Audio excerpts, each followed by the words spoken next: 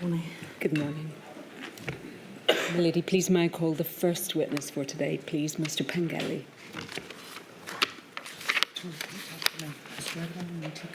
I swear by Almighty God That the evidence I shall give that the evidence I shall give shall be the truth, shall be the truth, the whole truth, the whole truth, and nothing but the truth. and nothing but the truth.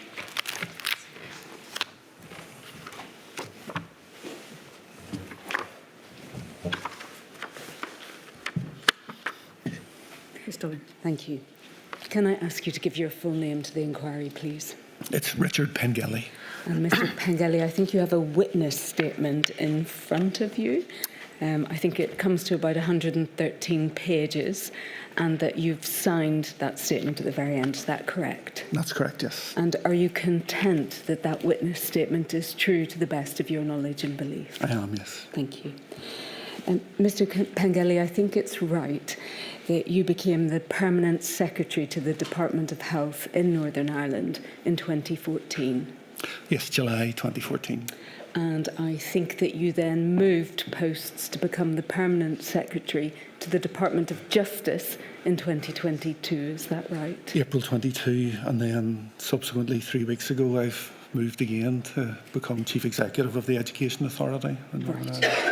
I didn't know that, so thank you very much. So I think it's right then that your tenure at the Department of Health lasted some 8 years and spanned periods of time when power sharing arrangements were both extant or suspended. Is that right? That's correct, yes.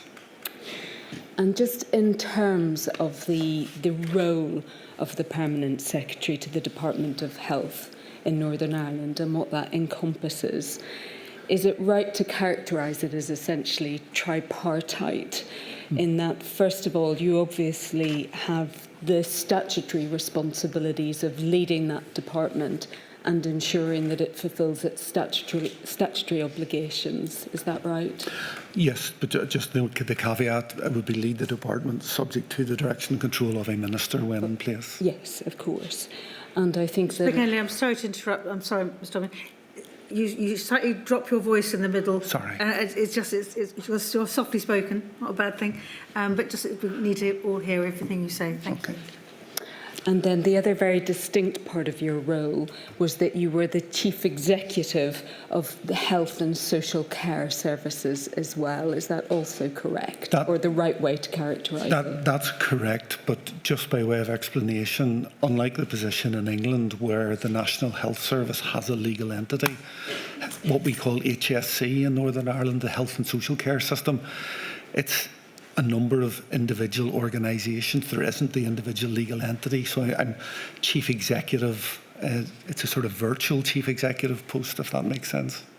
All right, so, and just so that we're clear about this, and I will ask you about it in a bit more detail as we go through your evidence, but first of all, I think it's right that within the Department of Health in Northern Ireland, that it's essentially an umbrella for a number of social care services as well. Is that right?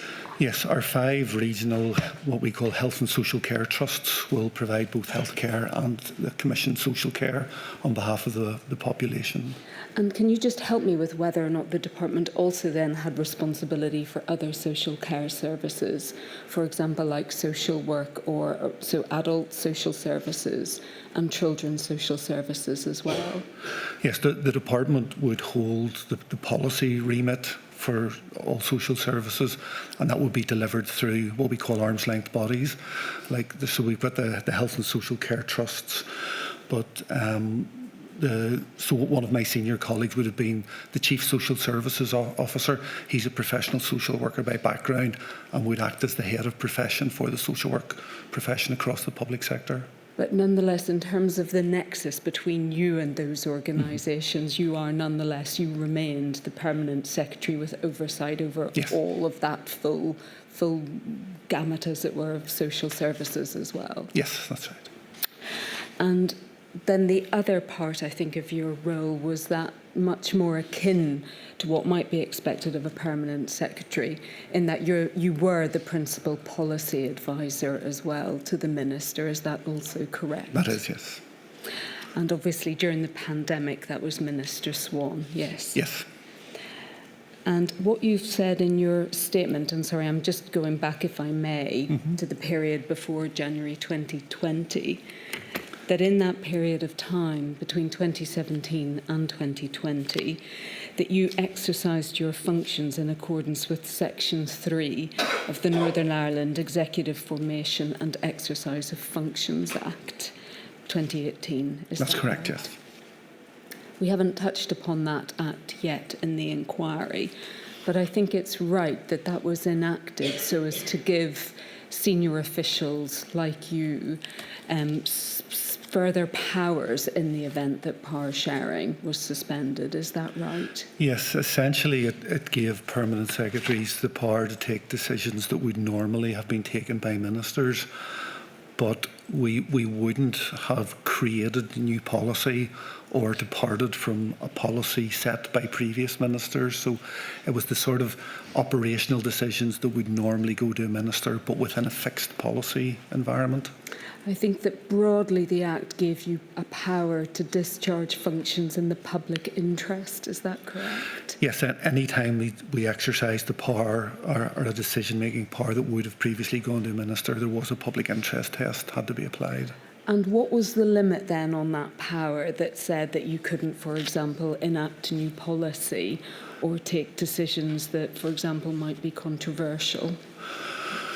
The key element was the public interest test. It was a rule of thumb that we couldn't get into new policy because policy really is the preserve of elected representatives, but it was taking decisions. So maybe the best to illustrate by way of some examples, new and emerging drugs, even very high cost drugs that come on the market that normally would be for a minister to decide, does the cost justify the benefit? So I would have taken decisions about commissioning new drugs. I suspect we'll come on to the transformation agenda, yes, but some decisions within the transformation agenda too. All right. It's really just trying to understand what the limits of your Sure. powers were, because as the Act puts it in terms of the public interest. So would you have received advice then on an ongoing basis as to the extent to which you could enact new, I'm jumping ahead. Could you in fact enact new legislation during the period of suspension, or was that something that... No, we didn't do legislation. Typically, if colleagues were putting forward advice that would normally have gone to a minister, that would come to me for a decision. But it would include the addition of a public interest test that weighed up the pros and cons from the public perspective of either taking or not taking the decision.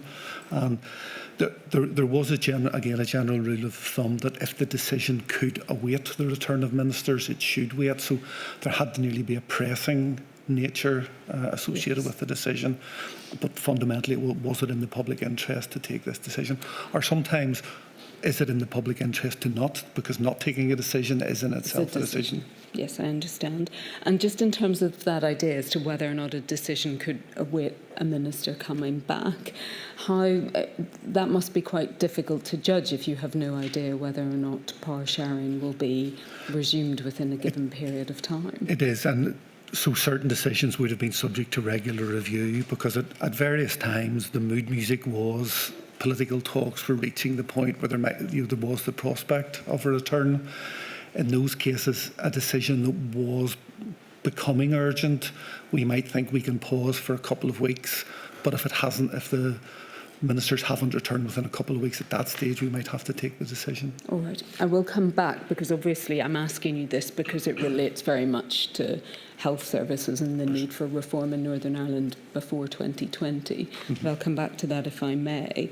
I just wanted to touch on another very distinct aspect, as you've said, about Northern Ireland services, which is the integration of health and social care services.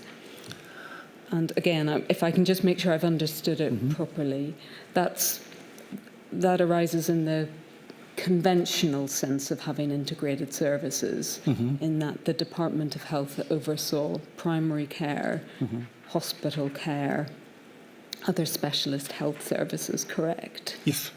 But then also had responsibility and oversight of things like care homes and nursing homes as well. That's correct, yes. And then, as we've said, all of the full range of other social services as well. And the benefit of that, as it might be understood, is that when you have oversight of a whole system, you're able, for example, to foresee where there are weaknesses, for example, in social care, and how that impacts then on health services. Is that right? Yes. It also, at the risk of jumping ahead, when we get into the issue of care homes during the pandemic, the integrated nature would have been very helpful, but we may come onto that in a bit more detail later. It also allows health and social care trusts to take a broader population assessment. One of the big issues in the provision of healthcare through emergency departments is what's called the back door of the hospital. We tend to get queues at the front door where people come to emergency departments, and we have the 4-hour and 12-hour waits. The back door of the emergency department is where people can be admitted into the hospital. Yes. But creating space in a hospital sometimes requires the discharge of patients from hospital into the community. So the oversight of care in residential homes by an integrated health and social care trust can smooth that path too and try to assist. We haven't been spectacularly successful given the wider pressures on our system, which again we may touch on later. I am going to come to that because I think it's important to make clear. So, for example, the concept of bed blocking ought, in theory, in an integrated system, to be something that's much easier to overcome because you understand where there's capacity in the social care system, correct? Yes, and I think the practical outworking is we certainly have better transparency about the issue, but sometimes having the levers because to actually reach into a care home and create the space. And there is an issue too about patient choice. The space sometimes arises in a care home that would make visiting by the family, for example, very difficult. So the issues still remain that are common to both an integrated and a non-integrated system. And I think, in fact, when we look at the Bengoa report in 2016, effectively, and I'm summarising, he said that any integration was more illusory than real. Is that a fair way to summarise it? I think that's very fair, and certainly if I cast my mind back to the latter part of 2014 and 2015, at times I made the comment to senior colleagues that I noticed quite often in Northern Ireland we wore it as a badge of pride that uniquely we had an integrated system. At times I struggled to see the real manifestation of that in terms of tangible benefits for patients. So I think that's a very fair assessment by Bengoa. All right. So certainly this inquiry shouldn't proceed on the basis that when it came to responding to the pandemic, that Northern Ireland, by virtue of its integrated system, was in a better position than other parts of the United Kingdom. I think if we take the holistic view of the provision of health and social care, given other pressures, I don't think we were in a markedly better position.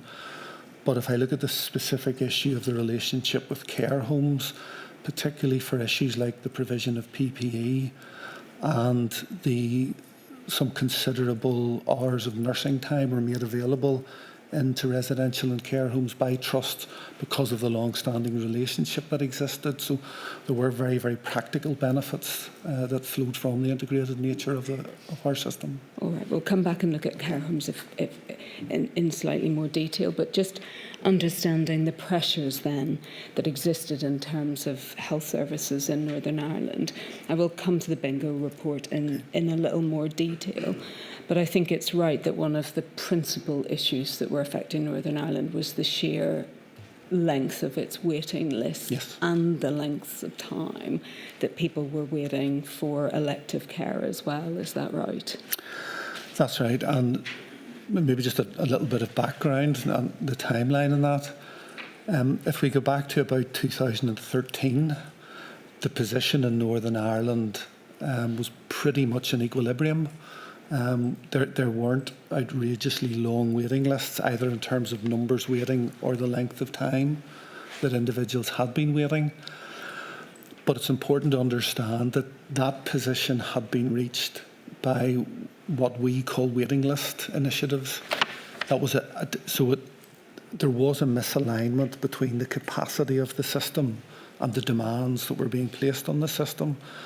But that mismatch was being met through one-off money that was provided through what's called the in-year monitoring process, that where the executive in the course of a financial year finds itself that a certain, say another sector doesn't spend a bit of money that they'd planned to spend, that would come back to the executive for reallocation.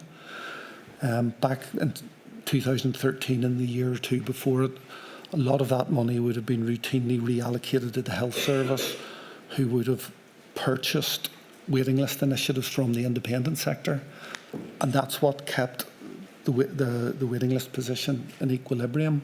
Okay. As we moved into 2014, the financial position changed. That additional in-year money was no longer available, and you can track the escalation of waiting lists from 2014 onwards through to about 2020. Yes, because I think in your witness statement you say, I think the waiting lists in Northern Ireland pre-2005 were in fact the longest in the UK. Mm-hmm. The situation improved until 2013, yes, but then steadily deteriorated after 2013. And I think what you've said in paragraph 37 of your statement and what you have cited, but I want to make sure that you agree with it, that in terms of evidence that was put before a Northern Ireland Affairs Committee, it was said that Northern Ireland currently, and I should say this was in 2018 to 2019, Northern Ireland currently has the worst performing health service in the UK, with none of the waiting list targets currently being met. I think from memory that the statement about worst performing in the UK was made by the BMA. At that stage, certainly numerically, none of our targets were being met, but the qualitative assessment in terms of how that stood in comparison to other parts of the UK, I think was a more subjective judgment, because some of the waiting lists are articulated slightly differently. But the BMA is a respected organisation, and they are. It's a professional perspective. Well, I wanted to check because you cited it in your witness statement, and I wanted to understand the extent to which you were citing it, because it was evidence that, or information that you accepted. But if I can just take the objective evidence in terms of whether or not Northern Ireland had the worst waiting lists as compared to the United Kingdom, was that correct in 2018 to 2019? Yes, our numbers were higher, but say some of the waiting list targets are articulated slightly differently. So it's more of a subjective comparison as opposed to everyone using exactly identical metrics. But I wouldn't argue that we were in a markedly better position than anyone else, and I certainly wouldn't push back the assessment that we were the poorest performing region of the UK. I think that the statistics, and again you've set this out in your statement, was that at that time the waiting lists were 400,550 people. That's out of a population of 1.9 million people. So before the pandemic, that looks very high. It is, but just the one caveat to that is some individuals will be on more than one waiting list. If they have a couple of different conditions. So it's not that if you lined up the full population, 400,000 of them would be on a waiting list. There was 400,000 waits. I understand. And that would be similar for other jurisdictions. So it's not saying that it alters the comparison. And I think that the statistics then, and again, perhaps this isn't surprising, but those statistics have gotten worse since the pandemic as well. That's correct, yes. So that there's now over 500,000 waits, as you have characterised it. So we understand then the position from 2013 got progressively worse in terms of waiting times, but in terms then of your ability to address those issues during the period of suspension, I think what you've set out in your statement was there was a limited ability to undertake the radical transformation that would have been required. Is that correct? Yes, the position, there's a nuance to the position in terms of the period 2017 to 2020. There is a narrative that exists in the community that for those 3 years, the executive agreed. The Bengal report was published, I think, in about October 2016. Yes. And then that became an input into the health minister developing the Delivering Together transformation strategy, which was a 10-year transformation strategy, which was then taken to the executive, and it received executive agreement. There is a narrative that then sat on the shelf gathering dust for 3 years while there were no ministers. The reality is that document at the point of agreement set out 18 actions, the first wave of actions. There were 18 actions. Prior to the return of ministers, all 18 actions had been delivered, so we were able to progress. What didn't happen was the development and evolution of the next set of actions. The advantage we had, and we touched earlier, that in the absence of ministers we couldn't create new policy. Through a quirk of timing, prior to the collapse of the executive, we had cross-party agreement to a new Delivering Together transformation strategy. So that allowed me the framework to take decisions that in the absence of that strategy I wouldn't have been able to take. So some work was taken forward. But for example, some of that work would have been consultation on a new model of stroke care. We undertook that work. We couldn't take to the next stage, which would be decisions as regards what a new model of stroke provision would look like. So it's just that nuance that some work progressed, but not all the work we would have liked to progress had ministers been in place. So I think there's 2 points that you make in your statement. I think the first one is the budgetary constraints that you operated under during that period because of the absence of power sharing. So that there wasn't, I think this is right, you had to operate under one-year budgets, is that correct? One-year budgets, but also in the position that we weren't actually getting confirmation of our budget until quite late in each financial year, which makes financial planning even more difficult than just a one-year budget on its own. So it was a very, very challenging financial position. And then I think the second point, which is related to the evidence you've given that you were able to take reforms so far, that the radical reform did require the authority of ministers in order to take it one step further. The reason I'm asking you all of this, Mr. Pengelly, is obviously the question of the extent to which the fragility of the health service impacted on the response to the pandemic thereafter, so after January 2020, is important. Can I ask for your view on that and the extent to which it may have conditioned the response or what ministers were able to do? I think there are two very clear dimensions. There's the system and there's the people in the system. The system was, and whatever language I choose, certainly suboptimal. That the structure of our system wasn't and isn't yet right for the services we're trying to provide to the population of Northern Ireland. And reform at that stage, the reform programme was focusing on reconfiguration of services in many cases. So that didn't happen. So we certainly entered the pandemic with a configuration of services that wasn't as good as it could have been. I think had an executive been in place for 3 years, it wouldn't have been perfect, but it would have been better than it was at the point we entered the pandemic. The other big point to make in terms of people, the first number of years that I was in health, if we look at emergency department activity as a real measure of the temperature of the health system, and 4-hour breaches and 12-hour breaches, people waiting longer than 12 hours for admission or discharge. In the early years of my tenure, there was a real seasonality to that we had extreme winter pressures. And then from about the spring through to the autumn, the system fell back into a good state. The important bit of that was it meant that staff across the system, particularly in emergency departments, but throughout the system, they actually got some meaningful downtime and some respite. By the time we entered the pandemic, as a combination of the growing pressures on the system flowing from an ageing population, the lack of transformation, there is virtually no discernible seasonality, particularly in emergency departments now. 12-hour breaches are a manifestation every month. So we entered the pandemic with a very, very tired workforce.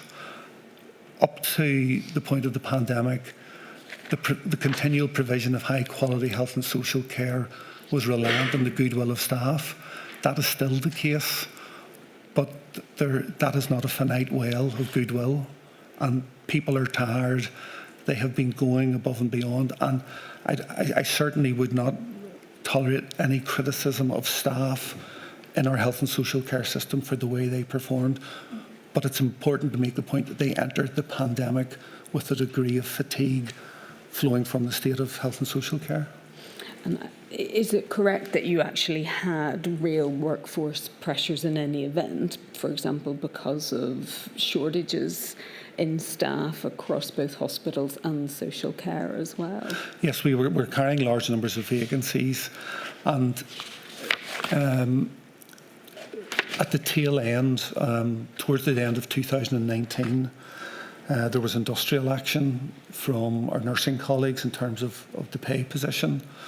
That was part of a vicious circle leading to more vacancies with our nursing colleagues, because other jurisdictions were more attractive to them as a proposition to work in. So, and that was true too of medical colleagues. So there were vacancies flowing from both the pay system and from workload pressures, which just compounded the problem.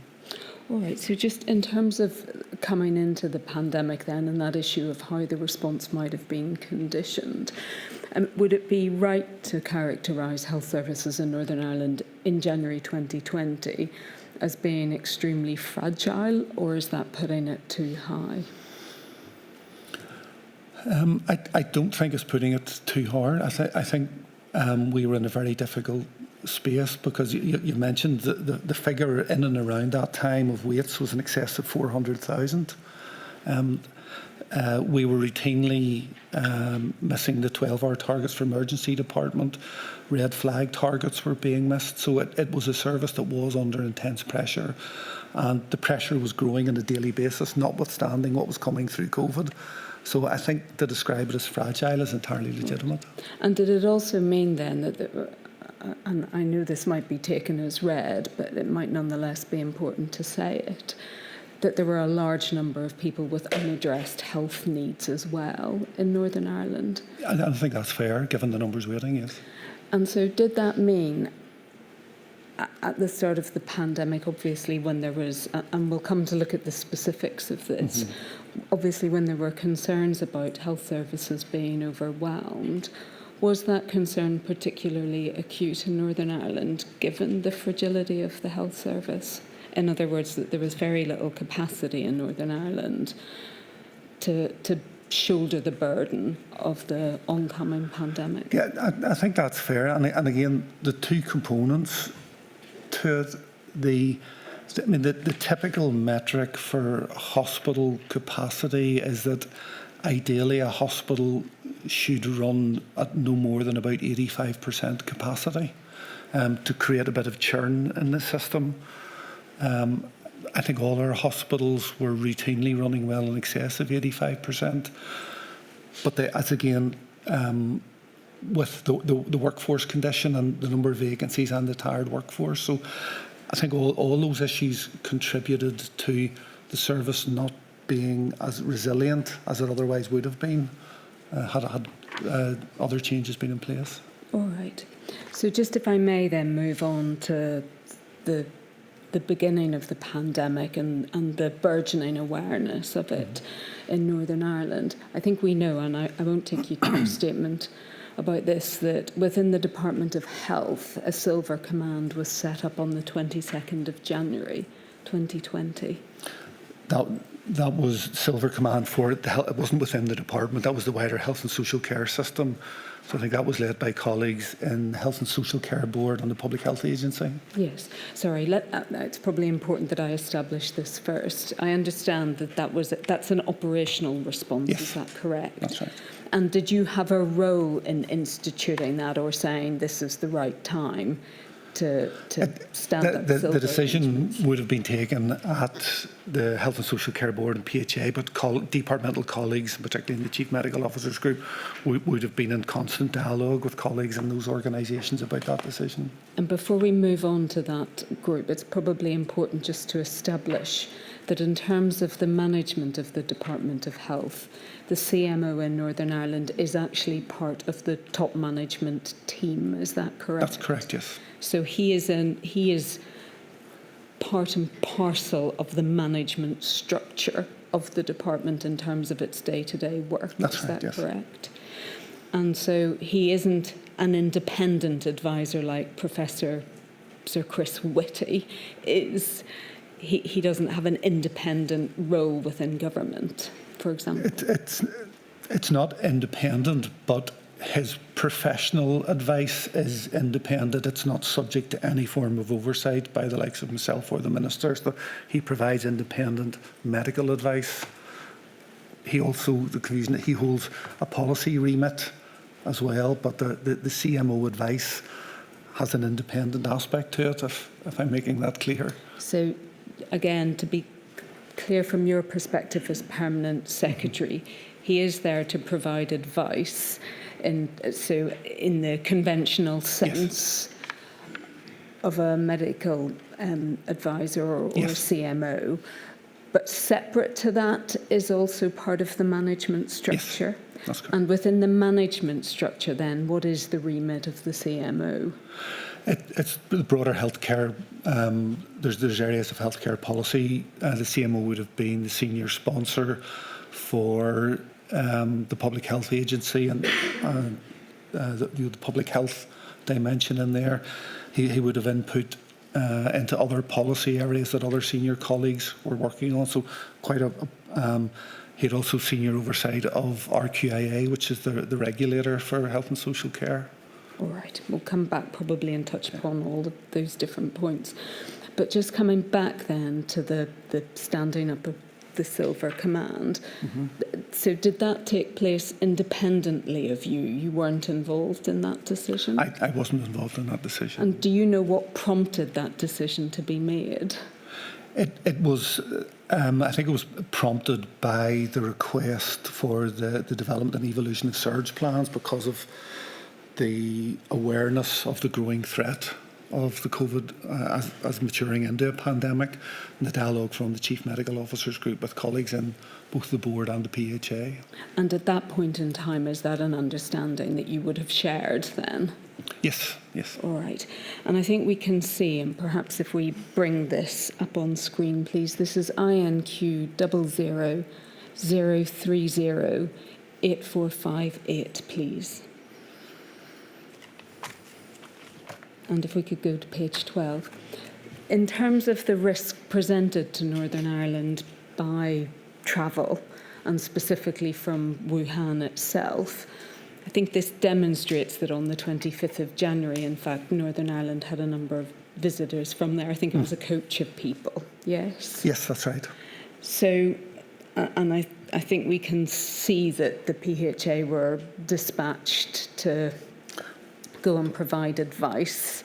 Yes, I think, I think I remember the conversation that in the absence of any other legislative mechanism, there was no further intervention that could happen at that stage, as distinct from there wasn't a professional debate about what was needed, but colleagues from the public health side of PHA went and provided advice to the group. I think they arrived off the boat late in the evening, checked into the hotel, and were up very early the next morning on the bus on the road to Dublin, so it wasn't a long stay. I mean, I think we can see from your messages that it's right. In fact, no one had any power to do anything about the visitors, because in fact they reported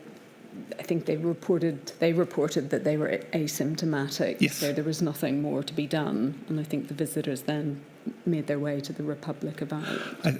I believe I'm right in saying that one of the conversations I had was when PHA colleagues were calling to give them some advice, the question, what would happen if our colleague noticed that one or more of them was symptomatic? That turned out not to be the case. So they'd reported themselves as being asymptomatic, and I think that was confirmed, to the best of my recollection, by the colleague who called with them. But nonetheless, any idea that this pandemic was something happening on the other side of the world and presented no threat to Northern Ireland was very clearly dispelled at this point in time. We know, and the inquiry has seen, that on the 25th of January, there was an email from Professor Woolhouse, and that the Northern Ireland CMO was a recipient of it, setting out concerns about modelling done in Scotland and about the potential overwhelming of the Scottish medical system. Was that information about which you were aware at the time, or did you understand that to be a concern at that point? I understood it to be a concern even at that stage, at the end of January, but and colleagues were always very, very careful to point out this wasn't a prediction, it was scenario planning at that stage, but that was certainly one of the causes for concern, that was a possible trajectory that we were embarking on. Well, we'll come to that issue of prediction versus scenario, I think, as we go through your evidence.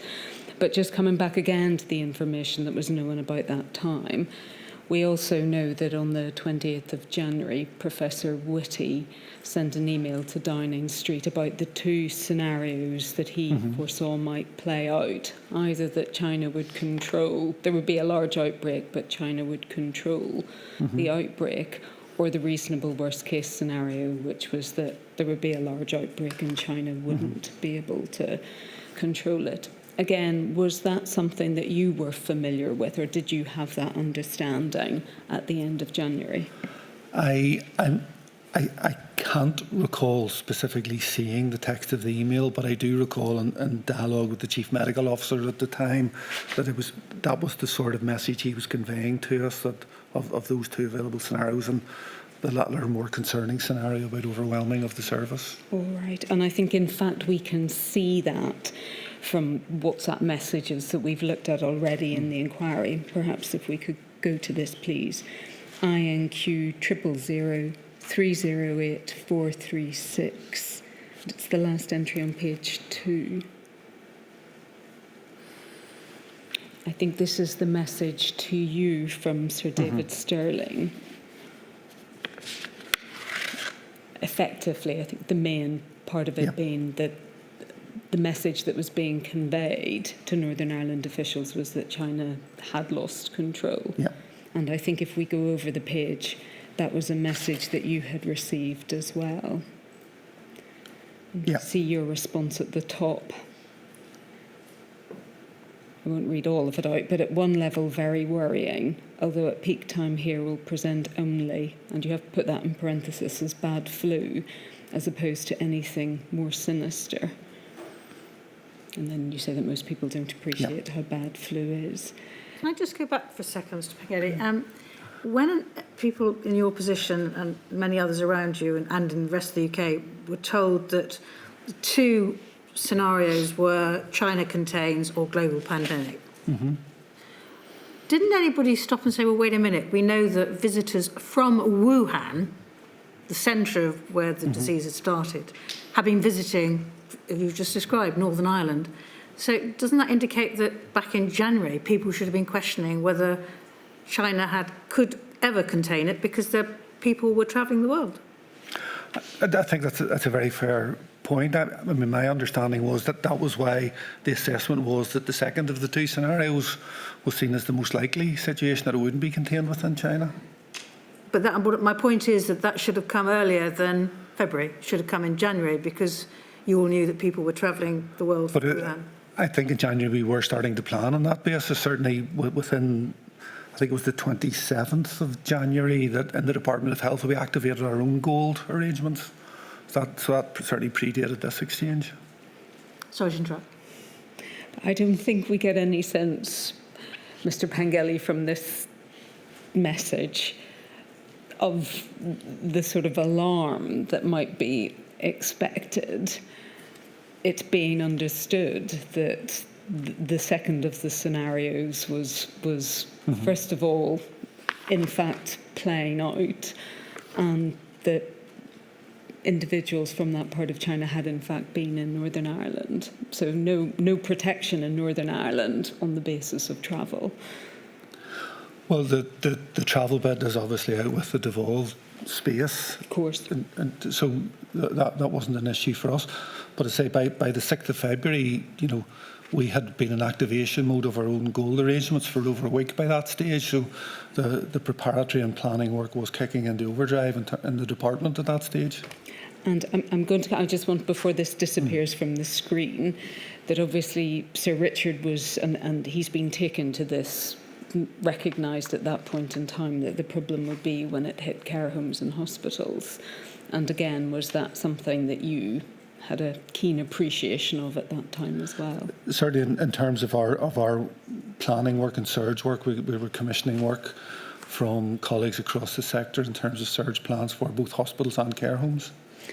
And in terms of your understanding that this would only be a bad flu, where were you getting that understanding from? That was just a reflection, and there's always a risk when a non-expert like myself tries to interpret what medics are saying, but at that early stage there was no sense of what the symptomatic position for COVID would be.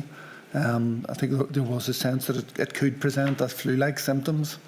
And my language in this was trying to make the point that people often refer to themselves as having flu when they have a cold, and a flu is a much more difficult illness to endure and experience than a cold. So hence the only as a bad flu. But at this stage, we were in very much the foothills of understanding how the virus would present itself. And is that an understanding you would have had from the Northern Ireland CMO?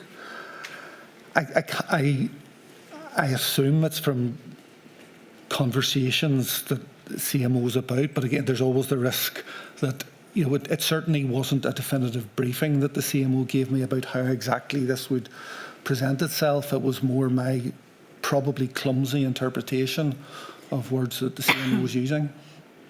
I want to move on, if I may, I think it's right, Mr. Pengelly, that the two scenarios presented by Professor Sir Chris Whitty did become integrated into Northern Ireland policy. Mm-hmm. So if we can just have a look, please, at INQ 000 425 583. And can you help me, first of all? Mm-hmm. We've already seen who Miss Redmond is. She sits within the CMO group in the Department of Health, and I think she was the Director of Population Health. We just saw some other officials to whom this was being circulated. Mm-hmm. Can you help us to whether or not they are also part of the CMO group? Or? They all would have been.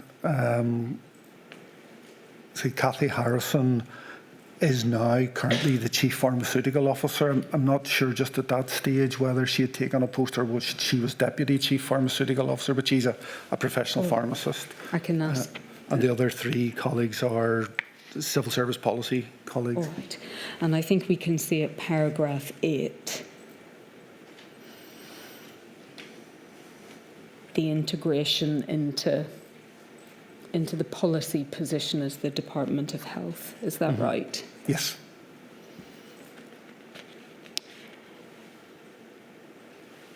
And again, so there can be no doubt then in Northern Ireland as to the understanding of the position. Yes, it was well understood that those were the two scenarios. So that is on the 5th of February. And we now know, and again, perhaps if I could bring this up, this is the 6th of February. We've seen this already. It's INQ 000 218 470. And this is the letter from Miss Redmond again. Mm-hmm. And I think we can see if we go to page 2, it being advised, and it's the third paragraph up from the bottom, that the Department of Health was providing advice to other parts of government in Northern Ireland that it wasn't necessary to activate the contingency arrangements, the central contingency arrangements at that time. Yes?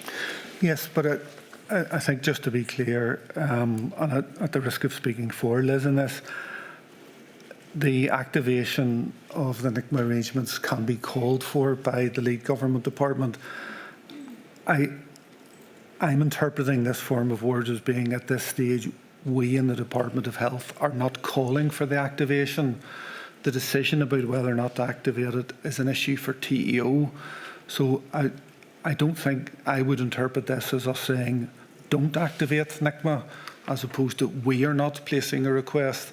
And the reason for that being that within health, we had activated our own gold structure. So we were doing what we needed to do to prepare from the health perspective.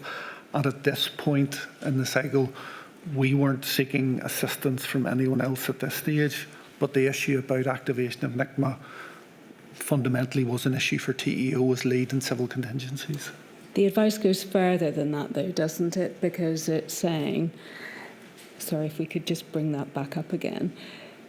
If we look at the second line, so what she says is, I do not consider it necessary to activate NICMA at this time unless or until the infection appears in Northern Ireland and its impacts are experienced here. So it's going further. It's not. This isn't advice. You may wish to think about it. This is advice coming from the Department of Health that there isn't any need to stand these up unless and until the virus was felt in Northern Ireland. And I absolutely I take that point in terms of the words that are in front of us. The point I would make is that from the Department of Health perspective, I would be reluctant to offer a view as to what other departments were doing, because we now I didn't know this at the time, but in terms of preparations for Module 1 and for this, we now know that the assessment in and around this time was that other departments in terms of plans for sector resilience were around 18 months behind where they could have been. So there was an issue about what other departments needed to do and the extent to which they needed to engage. I don't believe it's for the Department of Health to say you should or should not stand up the contingency arrangements to deal with those aspects. I can see that from the form of words in front of us, you can interpret that. I would attribute that more to loose drafting, that we're saying what we should be saying is from the health perspective, we don't request the stand up at this point in time. Well, I'm going to explore that with you because there are a series of communications in the same vein as this. Perhaps if we could go on, please, to look at INQ 000 185 378. And if we just look at page 1, I think that this is your briefing or an aid memoir for you and for a briefing of other permanent secretaries. Is that right? That's right, yes. And just, you might be able to help us with this. Was this part of a regular meeting at which all permanent secretaries would meet in Northern Ireland aside from the pandemic, or was this a special? No, there's for as long as I've been a permanent secretary, Friday morning the permanent secretaries meet for just a regular stock take. So that happened pre and post pandemic. So I think we can see on this page, on page 1, there's reference to planning for the reasonable worst case scenario. Thank you. So you explained, or you were certainly briefed to explain that to colleagues. Yep. And if we go to page 3, please.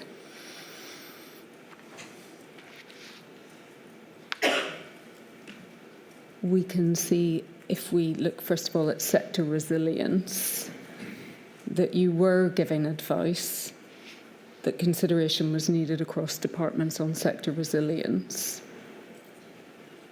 And on the basis of the spread, correct? Yep. So in other words, because of the global spread. And I think if we go to bullet 2, you foresaw that there would be a need for further guidance and coordination. But again, at 3, that you didn't consider that it was necessary to set up the central contingency arrangements in Northern Ireland, although you do point out to your colleagues that it's an evolving situation. Yes. But I would just point out, this is the briefing note that I was given as an aid memoir for the meeting, and I suspect there may have been a sense of cut and paste, and the same source material used as Liz's letter and mine. My interpretation of the position remains, and regrettably I can't recall the exact form of words I used in speaking to this with my permanent secretary colleagues, but my position would be we're not calling for the stand-up at the moment. But the issue as to whether or not it's stood up remains one for TEO. Can I just ask, just to explore that, and I'm going to come on to some more communications about this, but why the Department of Health wouldn't have wanted other departments to stand up arrangements, or wouldn't have wanted that coordinated approach, given that the worst case scenario was in fact eventuating? But I think, and forgive me if I'm dancing on a pinhead, the point I'm making is I wasn't calling for it. Yes. It wasn't that I was saying it shouldn't happen. I, at that stage, didn't know the state of preparation. Establishing the arrangements comes at a cost because it pulls colleagues away from other work. And I've talked earlier, particularly in the context of health and social care, the stresses and strains and the pressures that colleagues were under. That was also true across the wider civil service in terms of, come back to, I think, a 2014 voluntary redundancy programme. So there was a sense of shortage across the system. So the point was, I wasn't calling for it. That's not to say that if it was needed, it shouldn't happen. But the assessment needed to take account of what is the value in creating it at that point in time as against the cost of bringing the staff together to do that, because it meant that something else wasn't happening, and I wasn't in a position to have that transparency across other departments. Okay, I think there's a number of things that are contained within that answer, if I may try and unpick them. First of all, the Department of Health was the lead department at this stage. For the health response? Yes. Well, it was the lead department in terms of the contingency arrangements, wasn't it? No, it was the lead government department for the health response to the pandemic. Well, well, perhaps this is just a semantic difference, but in terms of across Northern Ireland, do you accept that it was the lead department in terms of the response to the pandemic? I would accept it was the lead government department for the health response to the pandemic. If there was other sectoral responses to the outworking of the pandemic, it wasn't for the Department of Health to lead on those aspects. We may have had a role in advising and providing expert advice, particularly through the Chief Medical Officer. The 2016 protocol that sets out the emergency, or that sets out the contingency arrangements for an emergency in Northern Ireland, sets out the concept of a lead department, doesn't it? And do you accept that the Department of Health was the lead department for the purposes of those contingency arrangements? But I would characterise the lead government department role was in the context of the health response to the pandemic. I don't think it was for the Department of Health to be the lead department for the response from other sectors. But those are I'm sorry to interrupt, but I heard a lot about this during the course of Module 1, forgive me, Ms Dobbin, and there is this concept of a lead government department model. So, for example, in the UK government, the Health Secretary of State chaired the original COBRAs because they were the lead government department. And it wasn't qualified for health. They led the response in the early days until the Prime Minister became involved and chaired COBRA himself. And I'd understood that Northern Ireland was the only other part of the UK where the lead government department model applied. And similarly, it's the lead government department model for the response, as Ms Dobbin is putting to you. That was the evidence I thought I'd heard in Module 1. But, and forgive me, my lady, if I'm creating a sense of confusion. We can be the lead government department in terms of articulating the response, but the Department of Health cannot dictate or mandate to other departments the sectoral response from another sector. You don't dictate, but you can lead. But forgive me, I don't understand what lead means if it doesn't. Well, as in encouraging others to check that their resilience is better, getting them prepared? But is that not the role for the civil contingencies role is discharged through the Executive Office?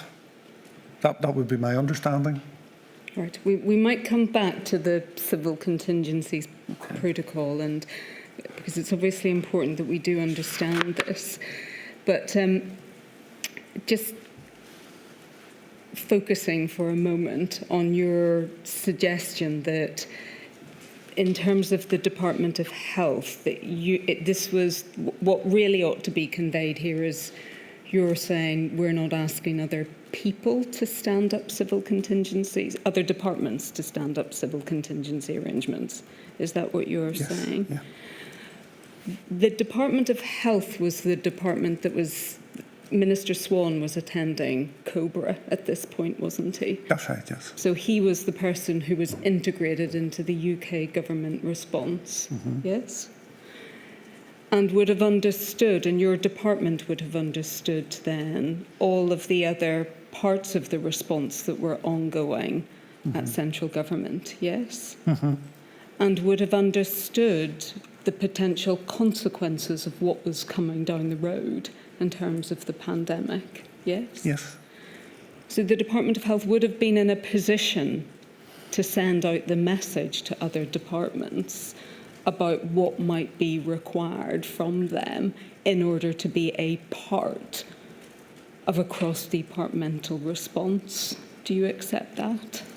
Yeah, yes, very, very much so. But that message coming from COBRA about the UK analysis, at COBRA, for example, they wouldn't have discussed the state of preparedness of Northern Ireland departments. So it would have been at the more macro level.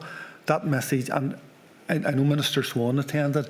I think I'm right in saying, although I can't say for certain, I think officials from TEO may have been dialing into some of the COBRA meetings. Notwithstanding that, Minister Swan would have briefed, and I think there were some exchanges about the Minister briefing FM and DFM on the emerging position. But even ultimately, whether or not, if the correspondence there showed that we were calling, all we would be doing would be putting the request to TEO. It's fundamentally a TEO decision in the context of their assessment of the state of readiness of other sectoral partners across Northern Ireland at that stage. But you were the department that understood the full potential consequences, yes, of what might be required in order to have an all-society response to the pandemic. But in these very, very early stages, our focus was on evolving the health response and the health consequences of it. So we wouldn't have been cited on either the state of, and fundamentally activation of NICMA is more into the response phase than the prepare stage.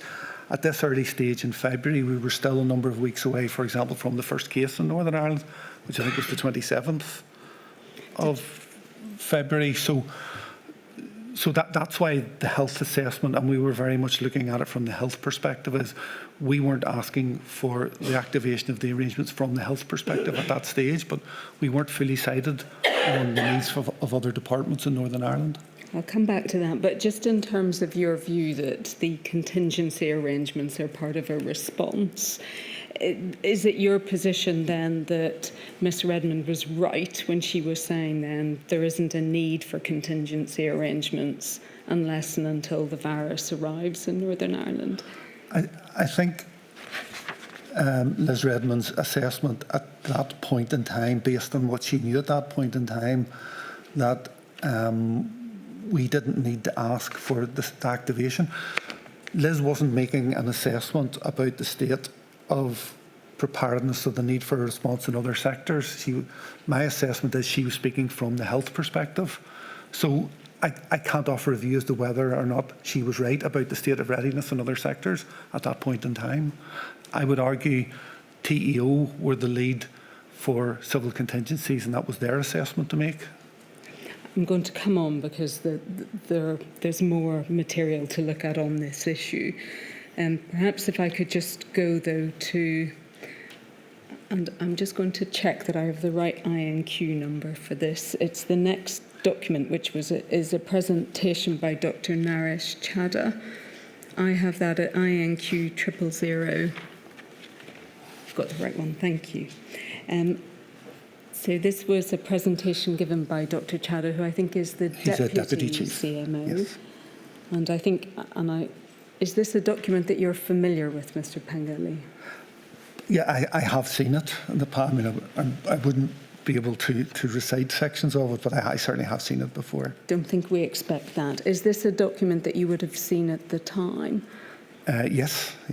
All right, so if we go, please, if we may, to page 5. I'm really just setting some of this out so that I can put it in context, Mr. Pengelly. But I think this is a presentation that he gave, I think, to permanent secretaries or people in other departments. Mm-hmm. Is that your understanding? That's my understanding, yes. And I think if we go to page 6, please. So he's setting out, isn't he, what's happened to date, yes? Mm-hmm. I'm sorry if I didn't, forgive me, but I think that the date of this presentation is the 13th of February, and it was given on the 20th of February. I'm sorry, I'm confused because the date on it's the 19th. That's sort of the 13th of February. Threw me slightly, sorry. I think we can check that, but we understand that it was given on the 20th. That it was a presentation that was given on the 20th of February, but we can orientate ourselves on the dates that are sorry. So we can see him setting out what the position was on the 19th of February, yes? Yes. So making the point to departments that obviously there had been spread to a number of countries. Mm-hmm. And by this stage, it's right, isn't it, Mr. Pengelly, that there were a number of cases in the United Kingdom, yes, although not yet in Northern Ireland, correct? That's right. And if we just look at page 14, please. So I think this sets out some of the work that was going on in the Department of Health, correct? Yes, that's right. And I think we can see surge preparations referred to there. I'm going to come back to the surge preparations. And if we go, please, to page 15. So we assume he explained what the reasonable worst case scenario is, yes? Yes. And if we go to page 16, please. So we can see that he was recommending that they consider their pandemic influenza planning as a starting point, correct? Yep. And that he knows, and he's communicating that the elderly and those with existing health conditions would be disproportionately affected, yes? Yes.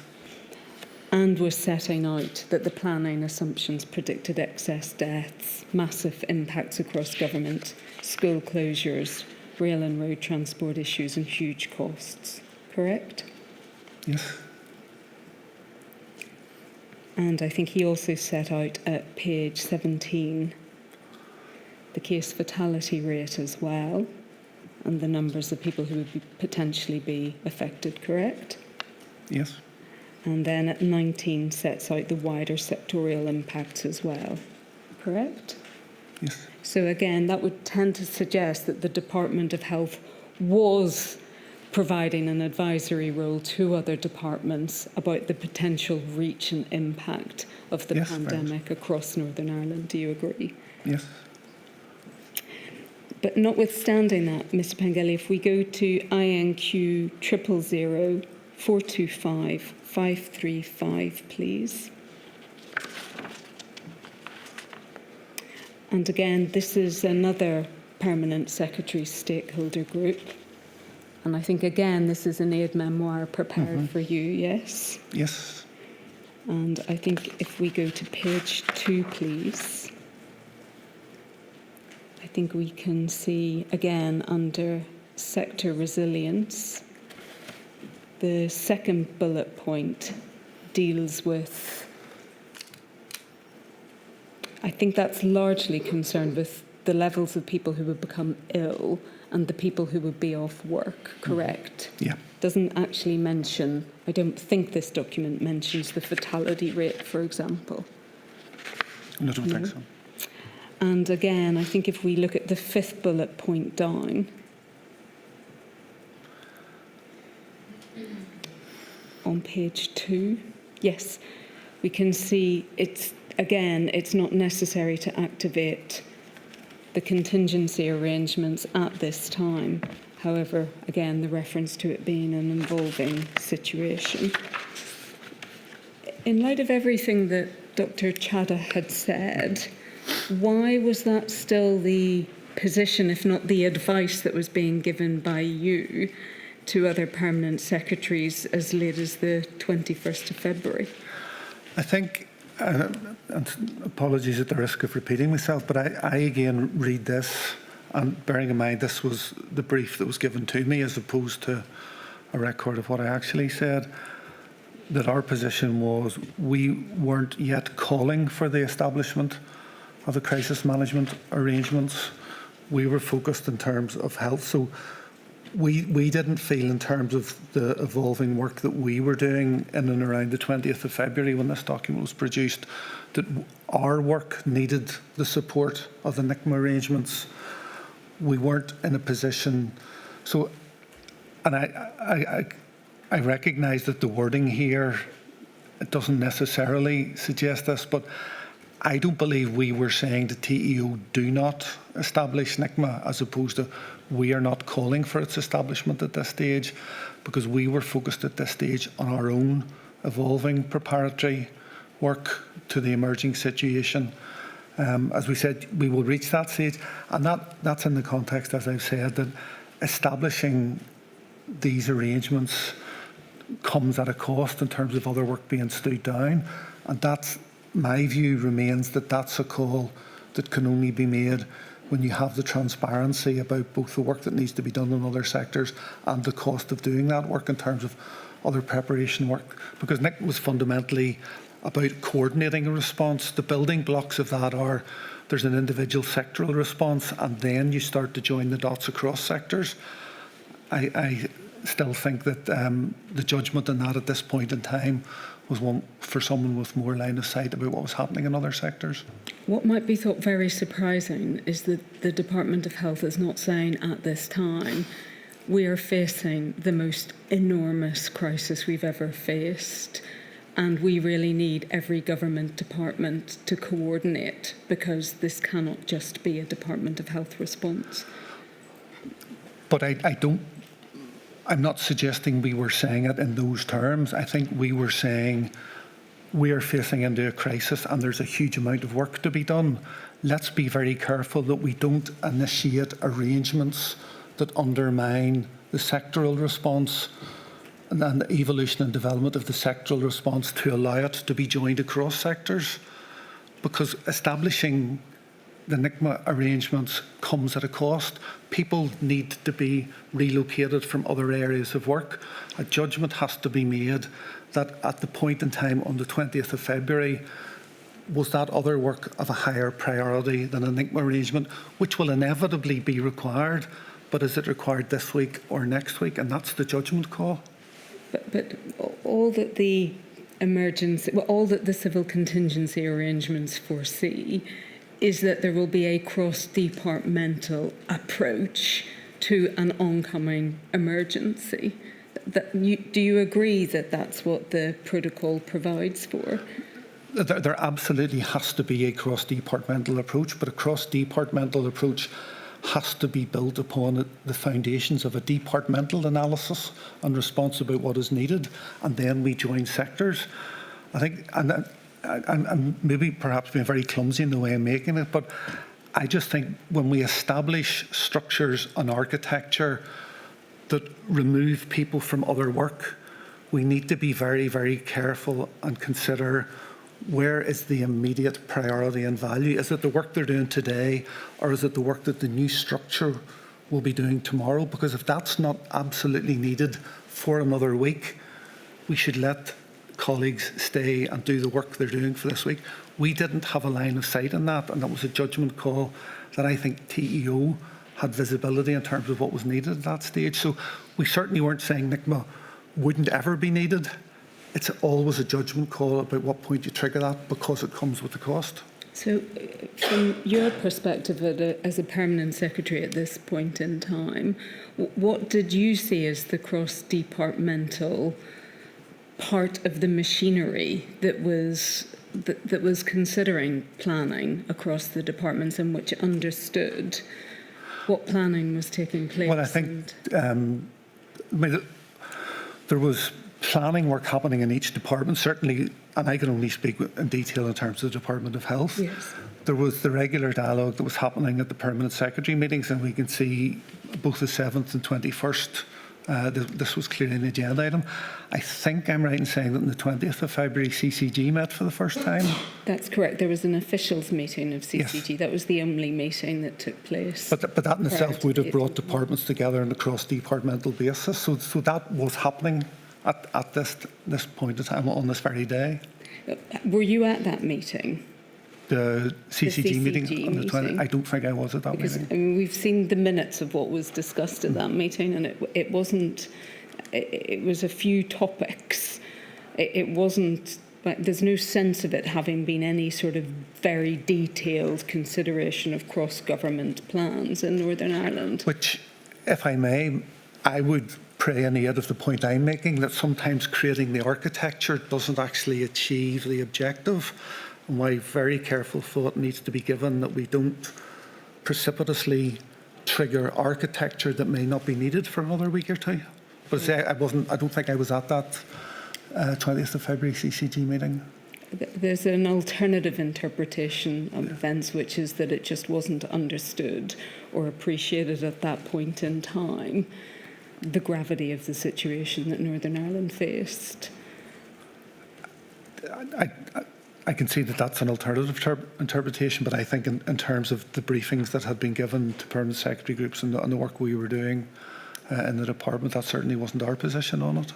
Well, what I was going to say was that interpretation may have been coloured or informed by the position that was being taken by the Department of Health, which was that there wasn't any need for contingency arrangements to be stood up at this point in time.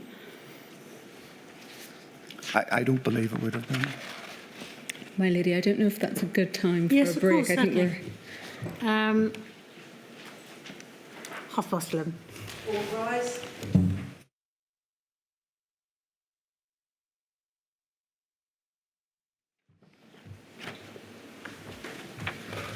Ms. Corbyn. Thank you, my lady. Mr. Pengelly, I just want to stick, if I may, with civil contingency arrangements and the point that you made that the Department of Health didn't, in the correspondence we've just seen or at those points in time, think that it would be assisted by civil contingency arrangements being stood up by the government in Northern Ireland.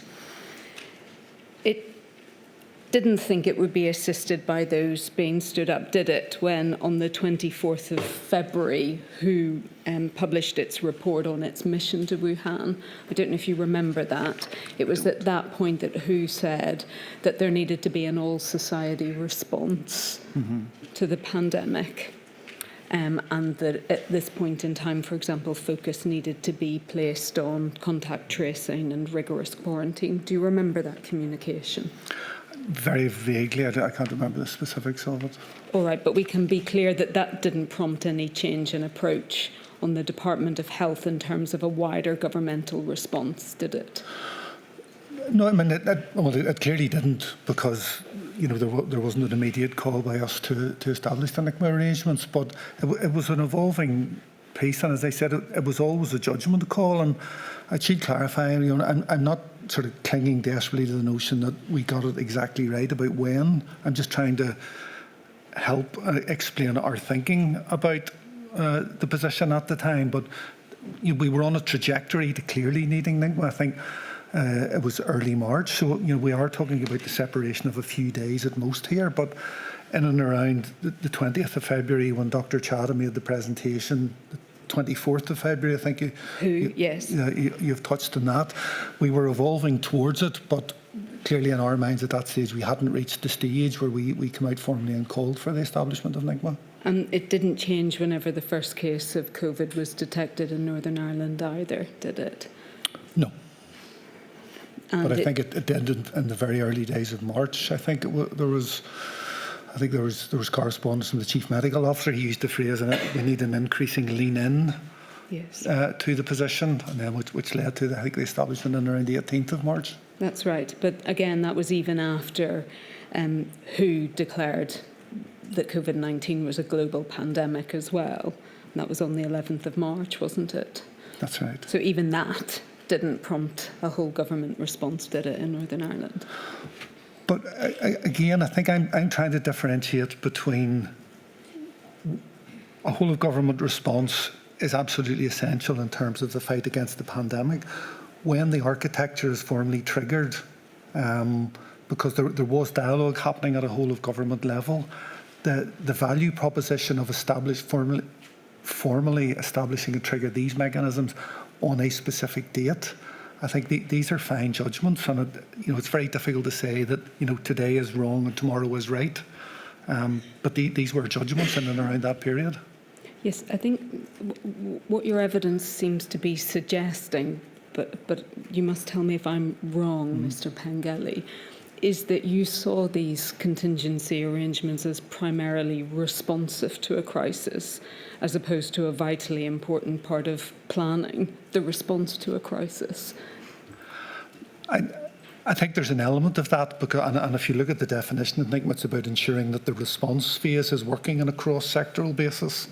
I think the sharper point I'm trying to make is, I think in the middle of a crisis, when resources and people are stretched to breaking point, we must make sure that anything and everything we do has a value proposition. I don't fully grasp at this stage that the value proposition of establishing the NICMA arrangements in early February would have been greater than the cost to other activities that was happening on a sectoral basis, that losing that capacity. At some point we reached a crossover point, and I think it's a fine judgment about when that crossover point was.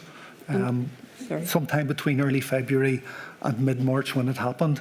I don't know specifically, but I think the focus needs to be on the value proposition rather than having the architecture in and of itself wouldn't have delivered value. It was how we used the architecture, and I think there's other examples of that later in the pandemic. All right, I want to pause there just to check that I understand. There's obviously a distinction between what value you understood at the time there might be in having a formal government contingency response at an early stage. Does it remain your position that you can't see that there would have been any value in having that sort of response at a much earlier stage? No, I think all I'm trying to do is explain our thinking at the time. And our thinking at the time was the work that we were focused on in the Department of Health would not have been facilitated on, for example, the 6th of February when Liz wrote her letter, or on the 7th of February when I spoke to my permanent secretary colleagues. We didn't feel there was a major enhancement to the work we were doing on that day by calling for the establishment of the NICMA arrangements. Whether there would have been a value proposition in other sectors, I think I would have to leave that to the colleagues who would have a line of sight into the issues in those other sectors. So looking back from this remove, I would say, I think as a rule of thumb, earlier establishment would be better, but earlier establishment with a clearly defined value proposition, because I think the point, and we may have slightly different perspectives on it, but if we reference the 20th of February CCG, which I don't think I was at, that was part of the architecture of bringing folk together. But your reading of the record of that, your interpretation was there wasn't a lot of value that maybe come out of that meeting. Possibly those colleagues were drawn away from other work in doing that, and I'm just making, I think in a very clumsy way, that when resources are stretched, we need to ensure that we make the best use of them at all times, because there is more work than there is time available. But just going back to some fundamentals about all of this, and just being clear, did the Department of Health understand in February 2020 that there was going to need to be a whole government response to the pandemic? Absolutely, yes. And did it understand that there would be many areas of overlapping policy responsibility within departments? Yes, we knew that there would be. I'm sorry, my hesitation is just, I'm not sure we could have specifically and clearly defined them all at that stage, but there was an inevitability about those overlaps existing. I think that's the point of your question. And did you also understand that this wasn't about, I think the way you've put it in answers is, we wouldn't have been assisted by what we were doing, that civil contingency arrangements aren't about what we are doing, but it's about what all of us are doing within government in order to meet an oncoming emergency? But I think they're two very, very different questions, because the question about, do I, as the Permanent Secretary of Health, ask TEO to convene a set of cross-departmental structures, for me to ask them to do it in the context that they could initiate that without recourse to myself. The question I need to put to myself is, do I need these? My point is, I'm not cited on the value that there would be for other colleagues in other departments on that specific day about establishing that. And more importantly, would the value outweigh the cost in terms of the repositioning of resources? I wasn't cited in that, so I am not, and I think this is the point about the form of words in both the aid memoir and the 6th of February letter. My interpretation now is, my position was not that I'm saying don't do it, I'm saying I don't need it on this given day, but there's an inevitable trajectory towards that. To take something like children's social services, for which you had responsibility, there's a huge overlap, isn't there, with schools, for example, and with, I mean, schools play an integral part, don't they, in child protection? Yes. And in the wider social service, in the wider provision of social services to children. Do you agree? I'm going to take this outside health for a moment, because it's a straightforward example. Both departments would have to work together, wouldn't they, in order to be able to plan for an oncoming pandemic and, for example, the closure of schools, yes? Yes. So both of those departments would need to meet and have overlapping plans in order to ensure that there weren't obvious gaps in child protection. But that can happen out with NICMA arrangements. So, and was this happening then at the time? I can't give you a factual answer, yes or no, in terms, because that's an operational conversation. I assume it was happening, but I can't speak to the complete accuracy of that. Because, I mean, the inquiry has seen some of the cross-departmental plans that existed in March 2020, and it might be thought that they're extremely rudimentary. We've seen a document that summarises the main points of the plans, and, for example, didn't foresee that schools might be shut. And were they the plans produced by individual departments? They're the central summary of the plans that were being produced. But could I argue then that maybe the department spending more time in sharpening those plans was arguably a better use of their time? If we take children's social services as an example, I'm sorry, I'm not trying to be argumentative on this point, I'm just trying to ensure that my position is clear. If we take children's social services, that is a big area. The NICMA arrangements, if you pull together all departments, you would have two departments that would be very, very interested and very much part of that bilateral discussion. There's arguably a number of other departments that are then drawn into a conversation that possibly isn't the best use of their time. So my point is just one about maximising the time and energy that's available at a point in time. It's not a black and white issue about should we or shouldn't be established structures. And again, if I can just ask you about this, your point, you've made the point a number of times that this is all about resources. I'm not quite clear as to why it would have been such a drain on resources to have a formal cross-governmental approach at an earlier point in time. Well, at this stage, the most valuable commodity we had was people and their time. And certainly, I can only speak with complete accuracy about colleagues in the department, but I had teams of people that were working ridiculously long days, 16, 18-hour days, with no respite at weekends. So anything additional that happened would have been layered on top of that, and it could have pushed them, it could have been the difference between breaking point or not. My sense was that there was a similar position in some, possibly not all, other departments. So it's the resource point is about the impact on people, not about physically spending large sums of money. And I'm going to move on, Mr. Pengilly, if I may, just to understand a bit more then about the planning that had gone on in the Department of Health, and to try and understand what structures were on foot in order to be able to respond to the pandemic. The inquiry understands from the evidence of the Chief Scientific Advisor, Professor Young, that there was no modelling capacity in Northern Ireland until he came back into office after a period of leave, and that it wasn't instituted until the end of March 2020. Is that correct? That's correct, yes. And why wasn't there any modelling capacity or provision in Northern Ireland until that individual came back from leave? Well, modelling capacity along the lines you're talking about wasn't a routine activity that we would have had a resource doing that. So the need for it emerged in the course of the pandemic. And I'm making that as that central modelling capacity in terms of having a line of sight on the pandemic as distinct from various ad hoc modelling work that would have taken place in the Public Health Agency from time to time. That didn't exist at that point in time because it hadn't been needed prior to the pandemic. I think looking back, had Ian been about, we would have triggered that capacity before the end of March. But the modelling work, and Ian can speak to this in much more detail than I can, the quality of any modelling work is directly proportional to the number of data points you put into that modelling.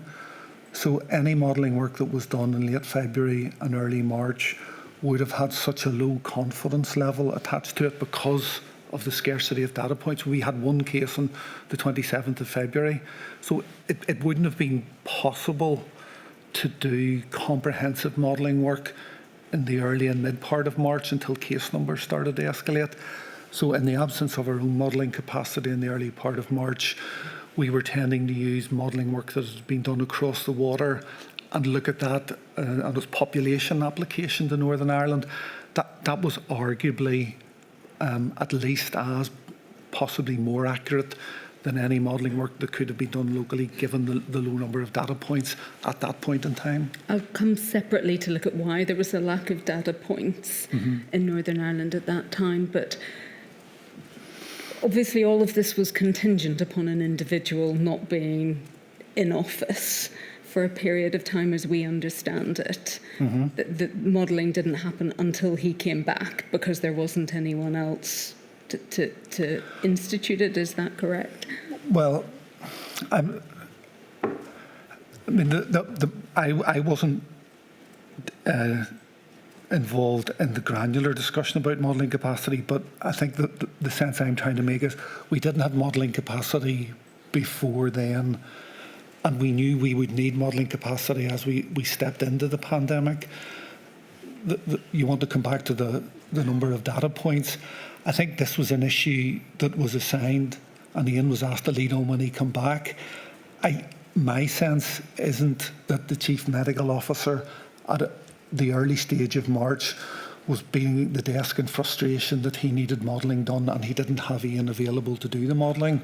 There was a recognition that the population-based approach, leaning into the work that was being done in other jurisdictions, was fit for purpose at that point in time. But say that's more my understanding of the position than being part of those conversations. All right, well, we can take that up with the CMO, but the fact that Northern Ireland didn't have a Chief Scientific Advisor until the end of March might be thought extremely surprising, to say the least. that Northern Ireland completely lacked that input until such a late stage? I think that's a fair comment, and Ian had been off in a period of absence, and when he returned, I think he was off from early February through to March. He'd been in post before that, but had been off in a period of absence for a few weeks. We understand from his witness statement that he went off in mid-February, but it doesn't appear that he had any role in the Northern Ireland response before that. Now, obviously, we can ask him about that, but that does go to a formal question about the structures available in Northern Ireland. I mean, can you, as Permanent Secretary, explain why the Chief Scientific Advisor... I can't offer a great deal of insight into the work that Ian was doing prior to his departure in February. I think it was, there was a lot of work. I think it was a part-time post, and it had historically been a part-time post. I think when Ian came back, because of the pressures, it morphed into a full-time post. And I think prior to that, it had been leaning more into the R&D space than the scientific officer space. It's also right that Northern Ireland, or within the Department of Health, there was no advisory group in respect of COVID either, or a special pandemic advisory group. Is that also correct? And that Professor Young set that up as well when he came back at the end Yes, of that's March. right. Yes. And again, can you help us to why there was no advisory group within the Department of Health for such a long period of time at the outset of the pandemic? I don't know the thinking behind that. I think it was just because there were so many moving parts, and issues were morphing in the latter part of January through February into March. It was just one of those issues that we were moving to. And I mean, in terms of your role as Permanent Secretary, did you not think that these were the sorts of structures that ought to be in place from that early point when you understood just how serious the position was? The specific question in that structure clearly hadn't occurred to me, and I can't recall the time was I travelling in the assumption that we had that capacity within the department, or certainly in terms of the relationships and networks that through the likes of the Chief Medical Officer network on the four-nation basis, that we were getting the input through that. And I think at that early stage, much of our intelligence was coming through that network rather than trying to recreate it. I think there was a paucity of information at that stage, so something that we grew into, for want of a better term, in March. It doesn't jar with me as being too uncomfortable. All right. Again, I'm just staying within planning and structures for the moment. I just want to ask you, please, if I may, about surge planning, which is something that you've already touched upon. If we could go to the letter which I think the CMO sent about this, so we can see it. And again, this might be something that you're familiar with. This is a letter from the CMO. I understand it's to Miss Watts, who's one of the people who sits, is that right, within Health and Social Care Services? Valerie at that stage would have been Chief Executive of the Health and Social Care Board and the Public Health Agency on this date. And these were the two organisations, were they, that were going to be most involved in surge planning? Those two organisations comprised Health Silver and Surge. There was a subgroup of Health Silver. We're looking specifically, I think, at surge planning for the trusts. Right, and I think if we go to page 2, we can see, and it's the paragraph that's in bold, that the CMO wanted to see the details of the planning that had taken place, and that he was looking for that to be provided to him by the 13th of March. So I think I think this letter was on, yes, the 17th of February. So it certainly doesn't appear from this letter, Mr. Pengelly, but you may understand more about the detail of this, that certainly in terms of surge planning, that there was an urgency about it, or any concerns at this point in time about Northern Ireland's capacity. My sense was that there was an urgency about it, but there was also realisation that it was an extensive and complex piece of work. So I think, forgive me, if your urgency point is related to the gap between the date of the letter and the 13th of March, I think that's more a consequence of how much work was required to develop, because, and you know, Michael would obviously want to speak to this. I suspect Michael's view was he would rather have good, comprehensive surge plans by the 13th of March than something that's of poorer quality a week or two sooner than that. Right. And just, I'm going to go to the letter, if I may, that was sent. Oh, sorry, if we could stay on that letter. I think we also see, I think it may be the page over. So we've got the CMO also setting out management of the first case of COVID-19 and subsequent cases. Mm-hmm. And he sets out, yes, so it's the first paragraph. It's our intention that the first Northern Ireland case would be transferred to England. Yes. So, again, perhaps you can help with that. And he does go on in the second paragraph to say that that might not necessarily be possible. Mm-hmm. But nonetheless seems to foresee, as I've said in the first paragraph, that the plan at that stage was that... Yes. So can I just... Is that right? That was the plan? The planning was that patients would go to England? No, not... My understanding, it wasn't the plan that patients would go to England. It was the plan that the first patient, which reflected just the lack of detailed knowledge about the virus at that stage. As a high consequence infectious disease, we don't have the facilities in Northern Ireland to deal with that. So the thinking at that stage, at the date of this letter, was that the first patient would be taken to a facility in England so that they could be properly monitored and treated, whilst our knowledge of the system and our ability to deal with subsequent cases in Northern Ireland evolved. My understanding is in the event we made what's called a MACA. It's the Military Assistance to Civilian Authority. I'm going to come on to that, if I may. I just want to take it in stages so that we can understand this. And I think, sorry, if we could go to the response to that then.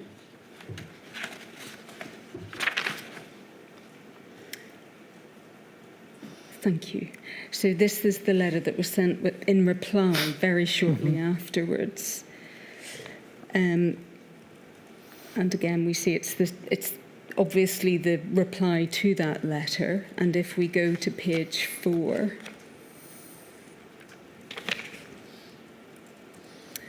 and again, it sets out in some detail management of the first COVID case. And sets out, again, in the paragraphs that follow, I think it's right that there was possibly a ward that might be able to care for someone if in the event that they couldn't be transferred to England. Is that right? Yes, there is an infectious disease ward in the Royal Victoria Hospital. And I think at the penultimate paragraph from the bottom, that provision was potentially not available at that point in time because there was someone who was very poorly already on that ward. I think that's right, yes.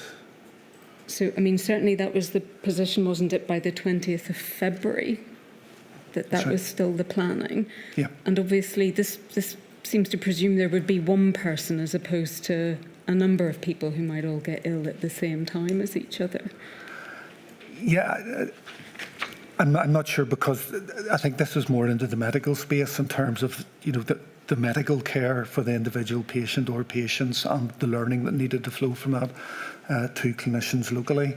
I'm not sure of if the question is if it had been, for example, a family of 4 individuals that tested positive at the same time, would all 4 be transferred, or would just one of them be transferred for the purposes of learning? As I say, that was more the medical assessment of the care, which obviously wouldn't sit on my desk as an administrative. I don't think these letters read as though it's just about learning. It appears to be about whether or not specialist facilities were available in order to care for people. But I think it was learning. As I say, I wasn't involved because these are more medical matter, so I wasn't involved in the conversation about this point at the time. My subsequent understanding was it was more about with the first case, and given that we were very much in the early learning curve, Yes. about the proper treatment of the individual and how the symptoms would present and the risk of cross-infection to colleagues, that the plan was. But I think the point you're making is, if that's one patient, if that was very swiftly followed by a cascade of other patients, it's a very different scenario than one patient with a pause for a number of days or weeks. And forgive me, Mr. Pengelly, this is not about clinical cases, because there weren't any in Northern Ireland at this point. This issue is about planning and trying to understand the plans that had been made within the Department of Health, and trying to understand what surge plans existed. I accept that, but just this is planning, but this is planning for the clinical care of a patient and the transfer of a patient.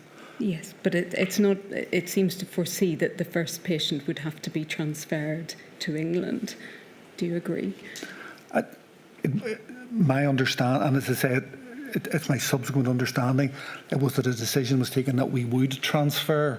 Yes. It wasn't so much born out of necessity as opposed to given the lack of knowledge about the way the virus would present itself in a patient in the first episode. Can I just look then, because you're right that a request was made, if we could please go to INQ 000278481. So this was when the first case was detected, and as you can see, if we look at the second paragraph, and this was on the 27th of February, it wasn't on the basis that there was a requirement for learning. It was rather that there weren't any beds with the agreed specification available, or that there weren't any commercial providers who had appropriate equipment. The point I would make about that is that the issue of whether or not beds were available on a given day on the 27th of February, this was a planned transfer, because I think the earlier correspondence was it the 20th of February, the last one we looked. So yes, you're right. So there was a plan in place a week before, at least a week before, that the first patient would be transferred. So I don't know whether, again, this is the drafting of the letter. I'm not so sure that we could say that the request for military assistance was prompted purely by the fact that there were no beds available on the 27th of February. I mean, it certainly reads that way, doesn't it? It does. And again, just to be clear, and again, I emphasise, it's just about understanding. Of course. It's not about clinical care. It's just about understanding the state of preparedness.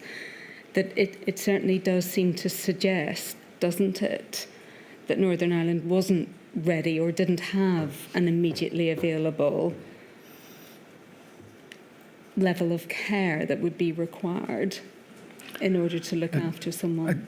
I think the answer to your question is I can absolutely see that reading this suggests the point that you have just made. The point I am making is, in subsequent discussions with colleagues, my understanding is that this was a planned approach for an early patient, given the lack of knowledge. It wasn't that we had grave concerns about our ability to treat patients, and the evolution of surge plans was on the basis that we weren't planning to be transferring all our COVID positive patients.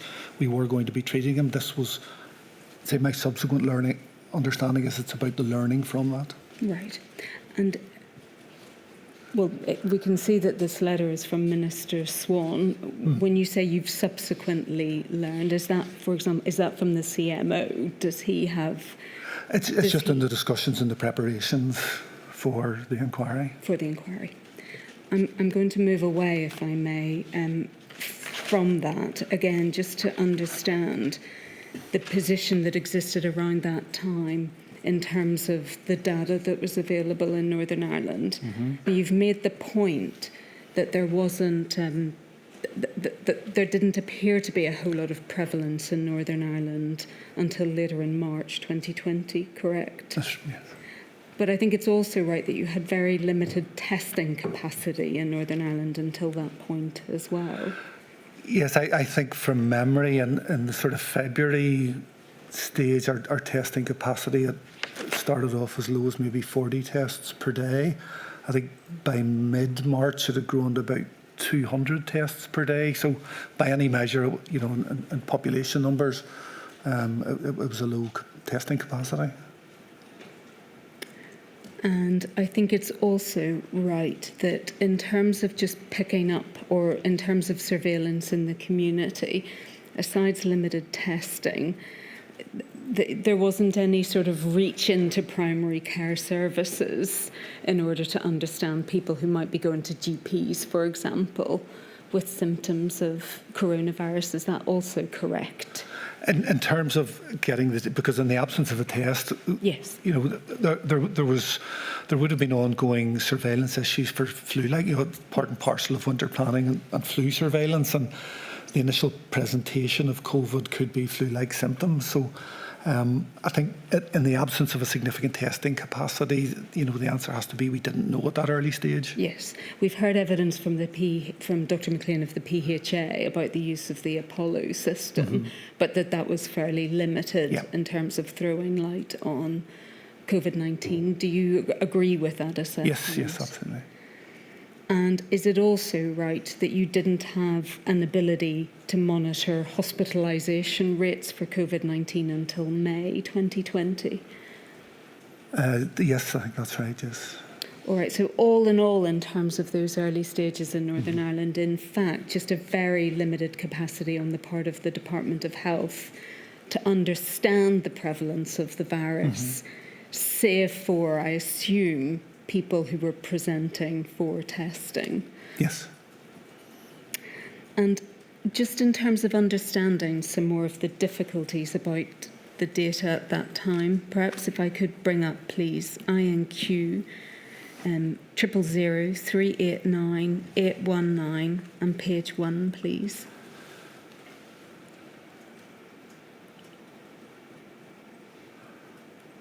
The inquiry has seen this email, Mr. Pengelly, I think 4 points down. We've seen, and this is from the Director of Public Health in Northern Ireland, correct? Yes. Professor Van Voorden. And I think we understand, but you may understand a bit more about this, that he was effectively pushing back against the Department of Health's requests for data about deaths in Northern Ireland. Is that right? Yeah, he was. But I mean, I read this email more as his point at the the third bullet point about the misleading data, which yes. I became aware of this email, I think, last week it was exhibited, was the first I was aware. And certainly it wasn't a point that the Director of Public Health had ever made specifically to me in the past.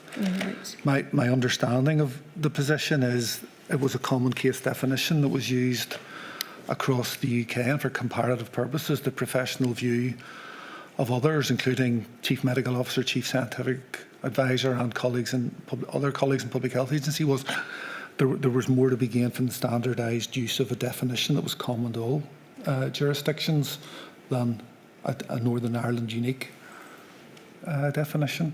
So would you read this now, Mr. Pengelly, understanding the point that you only saw it last week?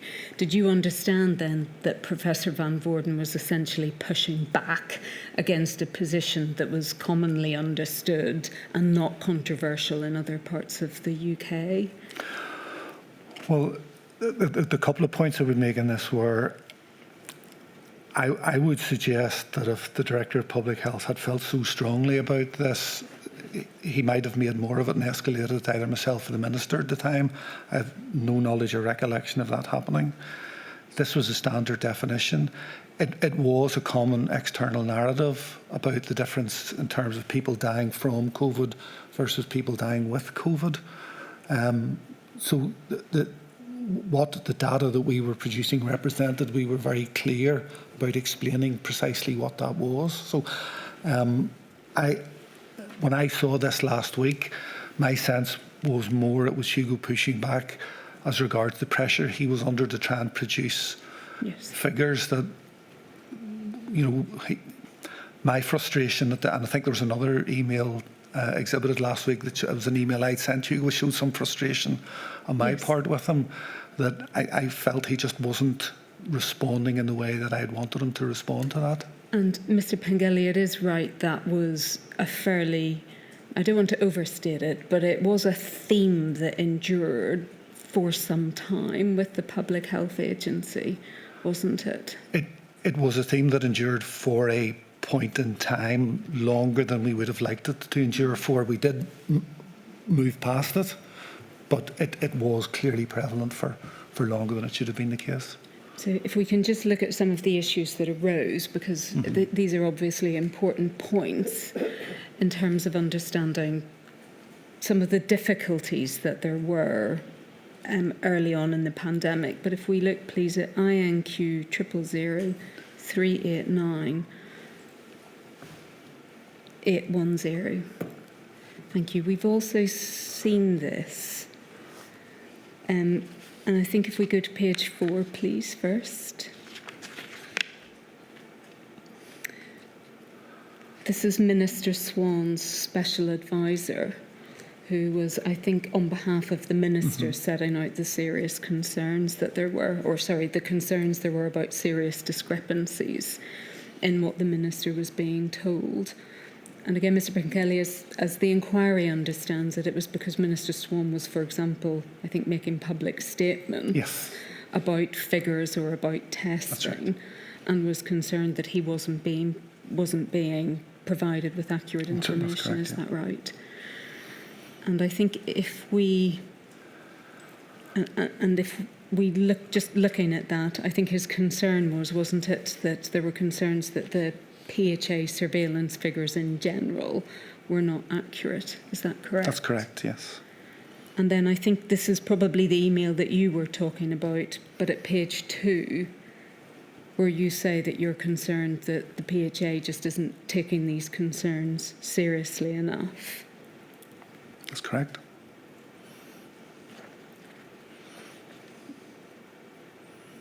So again, how serious an issue was this for the minister at this point in time, that he wasn't being provided and wasn't conveying accurate information? It was. I mean, the minister was very sensitive to this issue, because his view was that accurate data and reliable data was central, both to taking decisions about our response to the emerging pandemic, but also was an issue of public confidence, that if we were constantly restating figures, the public would have no confidence. I think part of his frustration, so there was a big part of his frustration was on data accuracy. I also think that part of his frustration was that the response when we raised this with PHA just wasn't as robust as he would have expected from them, in terms of, we understand the problem and we commit to fixing it rapidly. Yes, and I think if we can just to complete this, if we could look, please, at INQ 000440253.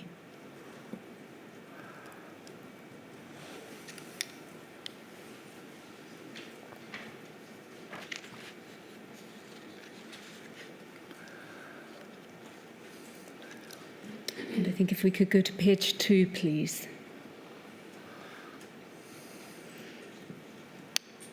So I think that this was the name has been redacted, but I think that we can see it is from the PHA. Mm-hmm. I think it's part of the same theme, isn't it? It is, yeah, very much so. And I think we caught a glimpse of your response on the first page, that you were stunned by the way the PHA had responded. Is that correct? Yes. All right. So in terms of when those issues actually resolved themselves, can you recall when it was that the PHA was actually able to provide accurate data? I think the issue resolved itself as we moved into April, and our information analysis directorate colleagues within the department assumed responsibility for the collation and publication, and that's our professional statistical colleagues, and the figures then became published under national statistics conventions with the governance and oversight that associates itself with that. Forgive me, Mr. Pengelly, I think it's right that in fact the Department of Health effectively took over quite a number of functions from the PHA at around that time. Is that right? I think we certainly moved the data issue, and I think other functions we worked very, very closely with them as opposed to took them away from PHA, but we stepped into much more command and control type approach as opposed to the normal relationship between sponsor department and arm's length body, where there's quite a remove between the two organisations. And I think that also then, did that also become the position about test and trace as well? Yeah, in terms of oversight, the operational delivery stayed with PHA, but the governance and oversight of it, the department stepped in. The inquiry has already seen, and it will hear evidence from Professor Young about this afternoon, but it is correct, isn't it, that the PHA in an email exchange said, or well, I think it is just stated on the 20th of April 2020 that 500 people were being trained in order to be able to undertake tracing. Is that something that you're familiar with? I'm familiar with it again only over the course of the last week. When I saw the email last week, I hadn't been aware of that before. But just to be clear, my understanding is the email states the 500 figure. Yes. I think there is a disconnect between what the figure states and what actually happened. Yes, well, that's really what I think the inquiry is interested in. It's the understanding that, in fact, it was represented to the Chief Scientific Advisor that 500 people were being trained. And I don't think there can be any other interpretation of that email than that was the case. And that just wasn't correct, was it? As I understand it, it was not the case at all. And I think the number of tracers, peaked later in the year at about 300. Yes. So I don't think there was ever a case of 500 being in training. And again, we'll pick this point up with Professor Young, but in fact, the issue arose again, didn't it, in the autumn of 2020, when again there was an issue with the PHA in terms of them not understanding why there needed to be greater numbers of people trained. Yes, I think there was, but I'm sorry, I'm sure you'll cover it this afternoon. My understanding is that Professor Young was very clear in April 2020 about the numbers that would be required as we move forward. That number, I think his number was in the sort of excess of 300, and a number of 50 was quoted in the first draft of the business case later in the year by PHA, which was subsequently amended, but the fact that it was 50 is a cause for concern. We can pick up the detail with him, but in terms of your role as Permanent Secretary, what insight or understanding did you have that tracing capacity was not what it was being represented to be? Well, the specifics of the email and the 500 and that misrepresentation, if that's the appropriate word for it, I don't know the detail. It's clearly not a reflection of what happened. I wasn't aware of that. I was aware throughout that period in 2020 that there was frustration in terms of trying to grow testing capacity, and that there was a programme of work to work with PHA colleagues to both recruit staff and redeploy staff. And I think then in July, at the end of July, the proximity app came online, which facilitated that. And then in October, I think the digital self-trace mechanism came on. So they were components of the overall solution, but there was an intense programme of work. I wasn't intimately engaged in terms of the operational outworking of that, but I'm aware it was the cause of much focus in terms of the dialogue between colleagues and PHA. I think the point is really just the short one of whether or not the Department of Health was fully cited on the lack of capacity in PHA to undertake tracing, or whether or not it was proceeding on a false basis, that there was a cadre of tracers trained and ready to go who didn't in fact exist. My understanding is that whilst it was never elevated to my desk, senior colleagues in the department were very much aware of the issue about capacity and working with colleagues in PHA to try and address any deficit. All right, so if it is a misrepresentation after a fashion, it came to light, Yes. is that correct? All right. And again, in terms of the individuals who have the detailed understanding of that, would that be Professor Young or the Chief Medical Yes, Officer? they were both involved in this. Just in terms of before we leave test and tracing, the inquiry has seen that on the 8th of March, Northern Ireland was still regarded as being in the contain phase. Is that right? Yes. In terms of the decision on the 12th of March to cease test and tracing, was that a decision that you as the Permanent Secretary made within the Department of Health? No, that was an issue that flowed from the COBRA decision to move nationally from the contain to the delay phase, because there was the UK-wide plan had been agreed, I think, at COBRA a week before, and it included the point that when we move into the delay phase, the benefits of contact tracing were eroded and it would be stood down. There was other measures in terms of isolation put in place as part of that. Now, I understand there is some confusion about the nuances of that decision. My explanation is my understanding of it, that it flowed from the COBRA discussion on the 12th of March. Maybe be clear about that. Is it that that decision de facto just applied in Northern Ireland, or in terms of did the decision that was made in COBRA apply without any individual consideration of the situation? There is an understanding that it is, as has been explained to me, there was an understanding at the COBRA discussion at which both central government and the devolved administrations were present, that this was a UK-wide decision that was being taken, and all the devolved administrations were part of that decision.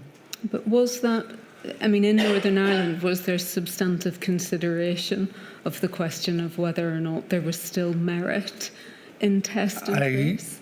As far as I'm aware, that decision wasn't taken. It's your question. It wasn't the subject of an executive paper and presentation to the executive in specific consideration in the context of Northern Ireland.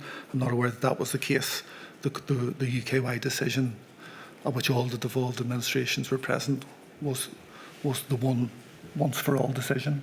I'm putting aside the formal mechanism by which such a decision might be made. It's really just the question of whether or not the substantive or qualitative analysis had taken place in Northern Ireland as to whether there was any merit in continuing to test and trace.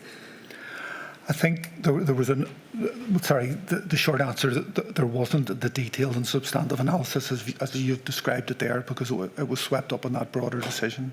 Because the inquiry understands that test and trace was still being done in quite low numbers in Northern Ireland. It may have put the PHA under pressure, but the numbers were relatively small. They were small, yes, and linked the testing capacity too. But there was also a sense, as we moved into March and case numbers grew, that our limited testing capacity needed to pivot more towards clinical testing for people on admission to hospital to see whether they were COVID positive or not, rather than for test and trace capacity, until such times as we grew testing capacity. All right, but no qualitative analysis as to whether that was the position reached.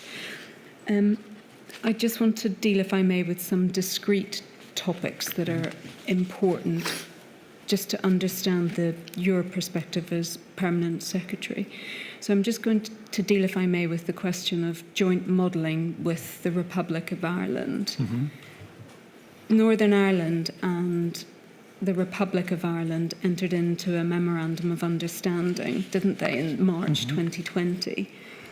And they undertook, by that informal mechanism, I think, to, if I can put it in these terms, both governments will adopt similar approaches guided by scientific evidence. I think that's what was said. And that in relation to modelling, the participants are committed to working in partnership to predict the likely impact of COVID-19 and enable evidence-based decisions on how best to respond across the island of Ireland. That was the undertaking in the memorandum, but that didn't As the inquiry understands it, that didn't in fact result in any capacity to undertake joint modelling, did it? That's my understanding too. I mean, the modelling group would have been more in this space, but I think at the time the MOU was signed, there was an aspiration, but it wasn't underpinned by sort of joint modelling as we would understand it. And can you help with why, given that that was the expressed intent in March 2020, why that didn't eventuate, or why it didn't prove possible? I think Professor Young might give you a much more fulsome answer, but my understanding was that it was down to differences in methodology and approach. And the modelling, there was very different approaches to testing north and south, and I think trying to bring the two different approaches into a joint model would have been very difficult. But as I say, Professor Young, I think, understands the nuances of that in a way that I don't. But you weren't involved with your counterpart in the Republic of Ireland to try and discuss what you might be able to do to overcome those kind of barriers? No, those were more technical discussions insofar as they took place at the sort of modelling group level as opposed to between myself and my counterpart. It's understood from the evidence that's been provided from the CMO and from others within the Department of Health that it was accepted, or certainly agreed, that Ireland was effectively acting as a single epidemiological unit for the purposes of the virus. So epidemiologically, that was the position. Is that right? Yes, but the way they have explained it to me is that it was a single epidemiological unit. It wasn't the only single epidemiological unit. And certainly the point has been made to me that New Zealand was a single epidemiological unit, but the North and South Islands are much more geographically remote than Ireland is from Great Britain. So there's an argument that the whole of the islands, Great Britain and Ireland, were acting also as a single epidemiological unit. So I think there's many nuances to that point. All right, but Ireland, the landmass of Ireland is a small territory, and it's got a small population, hasn't it, when you take north and south it does, together? But the big complication is the common travel area. Of course. So it is small and discreet, but it doesn't have that ring round it. No, it's really just trying to understand how important it was or wasn't to the Department of Health that there wasn't that capacity to model on an all-island basis and to have that understanding of how... As I say, I don't want to speak for Professor Young, but the explanation, any discussions I've had with him, was that the modelling that was happening in our jurisdiction, combined with his understanding of what was happening in the south, is distinct from doing joint modelling, provided information and analysis that was helpful to us. Sorry, I didn't mean to speak over you. And was that regarded as sufficient then from the Department of Health's perspective? As I understand it was. We didn't feel there was a major deficiency in that. All right. I think you've said, as I understand, on a number of occasions. Is that because you're dependent on the views of other people in order to make that point? Because I'm dependent on the modelling the Chief Scientific Advisor was doing. His analysis of the modelling work that was being done, and was it sufficient and fit for purpose to underpin the decisions that we were putting in front of the Executive, and I'm sure it was. All right. I'm going to move on then. We can take those issues up with Professor Young. To the issue that arose last week about the question of the extent to which government in Northern Ireland operates in a compartmentalised way. And the inquiry saw evidence last week of the frustrations on the part of the First Minister and the Deputy First Minister about the Department of Health effectively being not under their control and operating in a way possibly that was causing them difficulty. Was that a tension or an issue that you were aware of at the time? I was aware of what I would describe as a very understandable tension across the Executive, that there was a thirst for analysis and information and data that we always struggled to meet. And part of that was, we've talked about some issues, particularly in the early stages, about the adequacy and accuracy of data. But even when we addressed those points in mid and late April, and the department took over the dashboard and we had the data, the reality was that on any given day, the decision that we were putting in front of the executive was underpinned by data that was only emerging overnight. So it was a very understandable frustration about the speed and timeliness of getting data.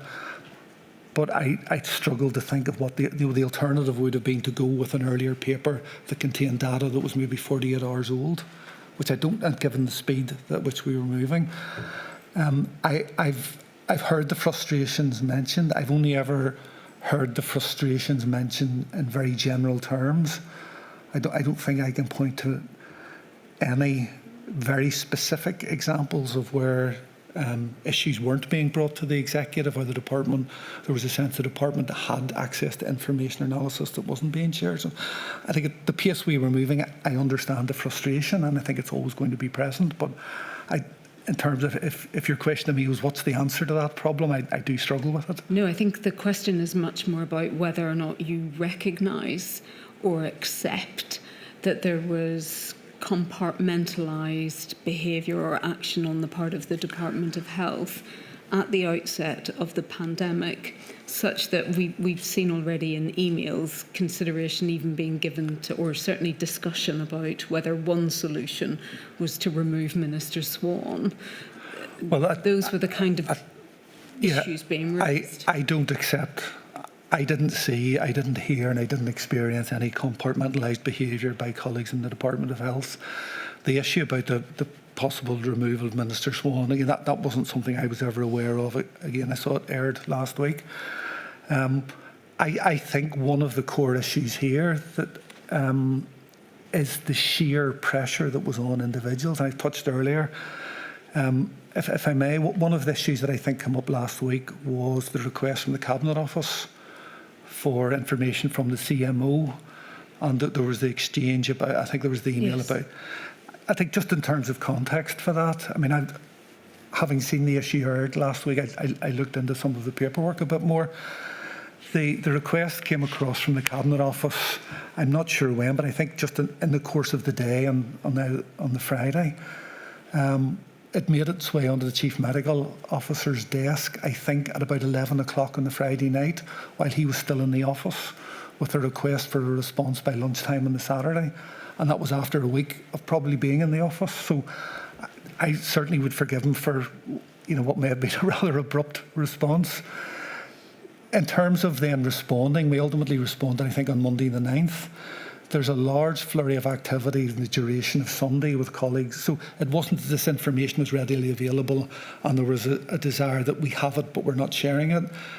Many colleagues were involved in a lot of exchanges of information on the Sunday and evolving and preparing the information to facilitate a response that happened on the Monday. So I offer that as one illustration. And Can I just stop you there, Mr. Kelly? We've seen the correspondence. We know that what Cabinet Office was seeking was a response, I think, from across Northern Ireland about some of the measures that were possibly being contemplated at that point in time. I'm not sure that it was clear that it was necessarily just something from the Department of Health to respond to, but that nonetheless the CMO said that Northern Ireland, well, his advice was don't respond to this. And as we understand it, it's because the Cabinet Office pressed for a response that it was ultimately replied to. Is that your understanding? No, my understanding was that the initial response, given the lateness of the hour and the volume of hours that worked, was maybe a little higher temperature than may otherwise have been the case in more benign times. I think my counterpart at the time in the Department of Education also indicated that he would find it very difficult to respond at all or to respond in a meaningful way. I think the point I'm making is work was then initiated within the department and it took 2 days to develop a response that went on the Monday, as distinct from the department wrapping its arms around it and saying, no, we're absolutely not doing this. And just differentiating that it wasn't, we sent it on Monday because we wanted to make a point. It took us until Monday to generate the answer. Well, this is something we'll take up with the CMO and look a bit more closely at the communications. But on that point, you didn't see anything wrong or didn't think it was wrong in principle that the CMO should be replying and telling government in Northern Ireland generally not to respond to the requests from the Cabinet Office? I think that's maybe a question of interpretation. I think his view was that we didn't need to respond, and I don't think Michael was presenting his response as the definitive answer in that question, and the fact that we did ultimately put a response in. Can I just step in for a second? A few minutes ago, you mentioned the suggestion that the health minister should be removed. I think if you read the document fairly, the writer of the document wasn't suggesting the minister should be removed, but it was just one of a number of options. Would you? Sorry. Yeah. No, I'm not even sure you did use the word suggest, but just in case anybody thought you did. Apologies. No, I don't think you did. I think I'm just being ultra cautious. I'm sure it's more my fault, so I apologise. It was me trying to summarise an email, but I quite right. It was just a number of options for discussion. Can we just, in terms of some of the cultural issues though, Mr. Pengelly, could we please look at INQ 000 305 020?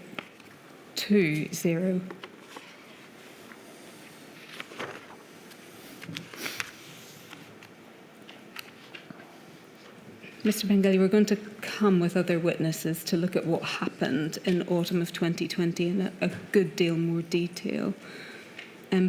But this is a letter from Minister Swan that was sent, I think, at a point in time when things were obviously of some sensitivity in Northern Ireland in terms of the direction of travel with infection rates, and I think we'll come with Professor Young looking at death rates as well. But in terms of what he was saying there, and it's in the second paragraph, where he sets out, obviously, that they had come to a joint decision as an executive committee about what would happen. And then the suggestion that a colleague had gone on to the radio to confuse the position. And I think if we look 3 paragraphs down as well, he refers in that regard to the requirements of the ministerial code as well. I picked this letter out because it encompasses a number of things that obviously the inquiry has seen a bit of thus far. But can you help as regards the undermining of executive decision making by ministers taking public positions that were different to that decided by the executive committee? Was that a problem during this period, as far as the Department of Health was concerned? I think it was a frustration from memory with many ministers that these were very, very difficult decisions, and I think it was rehearsed last week just about the difficulty sometimes of the executive discussion that leads to the decision. The frustration that certainly the Minister of Health was reflecting in this letter, and I think some other ministers shared it, was that if the executive wrestled with a very difficult decision and reached a conclusion, to then to attempt to sell that position to the public in a fragmented way would undermine public confidence in the measure that's been adopted, and subsequently particularly if it was a restriction that was being put in place, with adherence to that restriction. So that was an issue that bubbled to the surface a number of times, particularly throughout the autumn of 2020. But was it regarded as undermining public confidence at points in time when the position was particularly finely balanced or sensitive as regards the transmission of the virus? I know this wasn't your exact question. I don't think there was any quantitative analysis of what it did to public confidence. There was certainly a perception that I heard some ministers make that they felt public confidence and, importantly, adherence with measures put in place would be undermined by colleagues not standing shoulder to shoulder with the decisions taken. All right, well, we can take that point up with ministers. I just want to finish. I have a topic that I hope I might be able to take you to without needing to go to the documents, and it's in relation to care homes, Mr. Pengelly. I think it's right that at the outset of the pandemic, I'm sure you're familiar with this, but that certainly throughout March 2020, you, in a series of communications, communicated to those who had management or control over the care sector about surge plans, and repeated the point that trusts should work to maximise and utilise all spare capacity in residential nursing and domiciliary care, and that also that trusts were to work to fill up vacant places, I think, in the care sector as quickly as was possible, having regard to the need to, I suppose, free up hospital spaces. Is that correct? Yes. And I think it's also right that you that it was the position that trusts were expediting discharges where patients had been deemed medically fit in hospital, so as to move them into the care sector as well, and that was certainly the plan from mid-March to mid-April. Just to delay at that point, just to emphasise, the discharge was to be expedited in the case where patients were medically fit to be discharged. It had been an enduring problem in Northern Ireland. We touched earlier on some of the challenges about running emergency departments and admitting patients because beds were filled and bed blocking. It's been an enduring challenge about timely discharge. The reality is, my medical colleagues over the years have emphasised to me on many, many occasions that particularly for a frail elderly person, being medically fit to be discharged from hospital means that it is quite a dangerous position to put them in by retaining them in hospital past the point for issues like hospital-acquired infection, notwithstanding COVID. But also, I think there's muscle mass deteriorates at the rate of about 10% per week. Yes. So there are many clinical issues why it's extremely important for timely discharge. But in terms of the testing of individuals who had been in hospital and their move into care homes, I just want to make sure that the inquiry has this correct. I'm not going to bring you to this document, but just if I can, if you need to. No. But certainly what appears to have been the position as at the 17th of March, so this is both in relation to testing, leaving hospital and in care homes, that on the 17th of March, the position was that there was testing of residents in care settings where there had been a potential or a possible cluster of outbreak. Is that right? That's right, but the caveat is, I think the testing at that stage, due to capacity constraints, was restricted to a maximum of 5 residents where there'd been a cluster as opposed to all residents of the care home. And that on the 12th of April, there was an agreement to the extension of testing arrangements so that there was testing of symptomatic residents and staff in care homes if there were 2 or more breakouts. Yes, correct? Right. So it wasn't until the 12th of April Right. that position was reached. And we can pick this up from an email of the 18th of April 2020. I won't take you to it, but again, just in terms of orientating ourselves in the chronology, there was a reference in that email to the position in England that there was a strategy to discharge from hospitals into care homes, and that it stated that all discharges to care homes should be tested for COVID-19. And the email says, grateful for confirmation you're okay with that. I think I flagged that this was coming, but very happy to chat. So that's an email internal to the Department of Health. And again, is that correct that in and around the 18th of April, it was recognised that individuals going from hospital into care home should be tested? The date I have for that is the 19th of April that changed. The 19th of April. Which also, in terms of testing capacity, I think on the 19th of April, our testing capacity moved from 1,000 per day to 1,800 per day. So it was a capacity issue. But I think, is that right, that it wasn't until the 18th of April that individuals were being tested upon leaving hospital to come into care homes? And I think it's also right, and this is a letter from you, I won't take you to it, but I think from the 24th of April, all new outbreaks in care homes resulted in individuals being tested. Is that right? Yes, that was both all residents and staff from the 24th of April, where there's a new outbreak. And I think, again, it's also right, Mr. Pengelly, that if an individual was tested in hospital from that date, from the 19th of April onwards, there didn't have to be a result in order for them to move to a care home. That's right. Right? That's right. And I think it's also right that that an individual could also move to a care home if they had tested positive, if there are arrangements for them to be for isolation. right? Yes.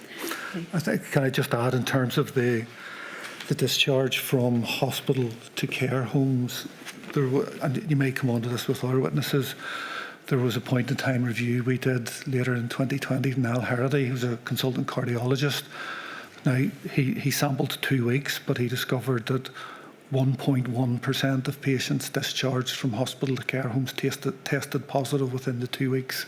98.9 didn't test positive, and his analysis of the data was that outbreaks in care homes were much more closely aligned with levels of community transmission and hospital transmission, just by way of context. And I think that there was also a response, wasn't there, from the sector to that report that said it didn't take into account that there was very limited testing in the time period that he was looking at. And that's reflected in the report, but the point in the report was, of those, it was still only 1.1%, and the data flows as the pandemic endured showed that it tracked community transmission. And I think that was a point-in-time review with a limited data set. There's subsequent statistical analysis that shows across the UK care home cases much more closely aligned with community transmission than hospital transmission. Right, Mr. Pengelly, I'm going to stop there because I think there are some questions from other core participants. There are? Mr. Wilcock?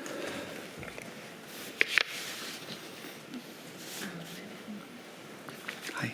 Good afternoon, Mr. Pengelly. I represent the Northern Ireland COVID bereaved Families for Justice, and I want to ask you questions on 3 topics.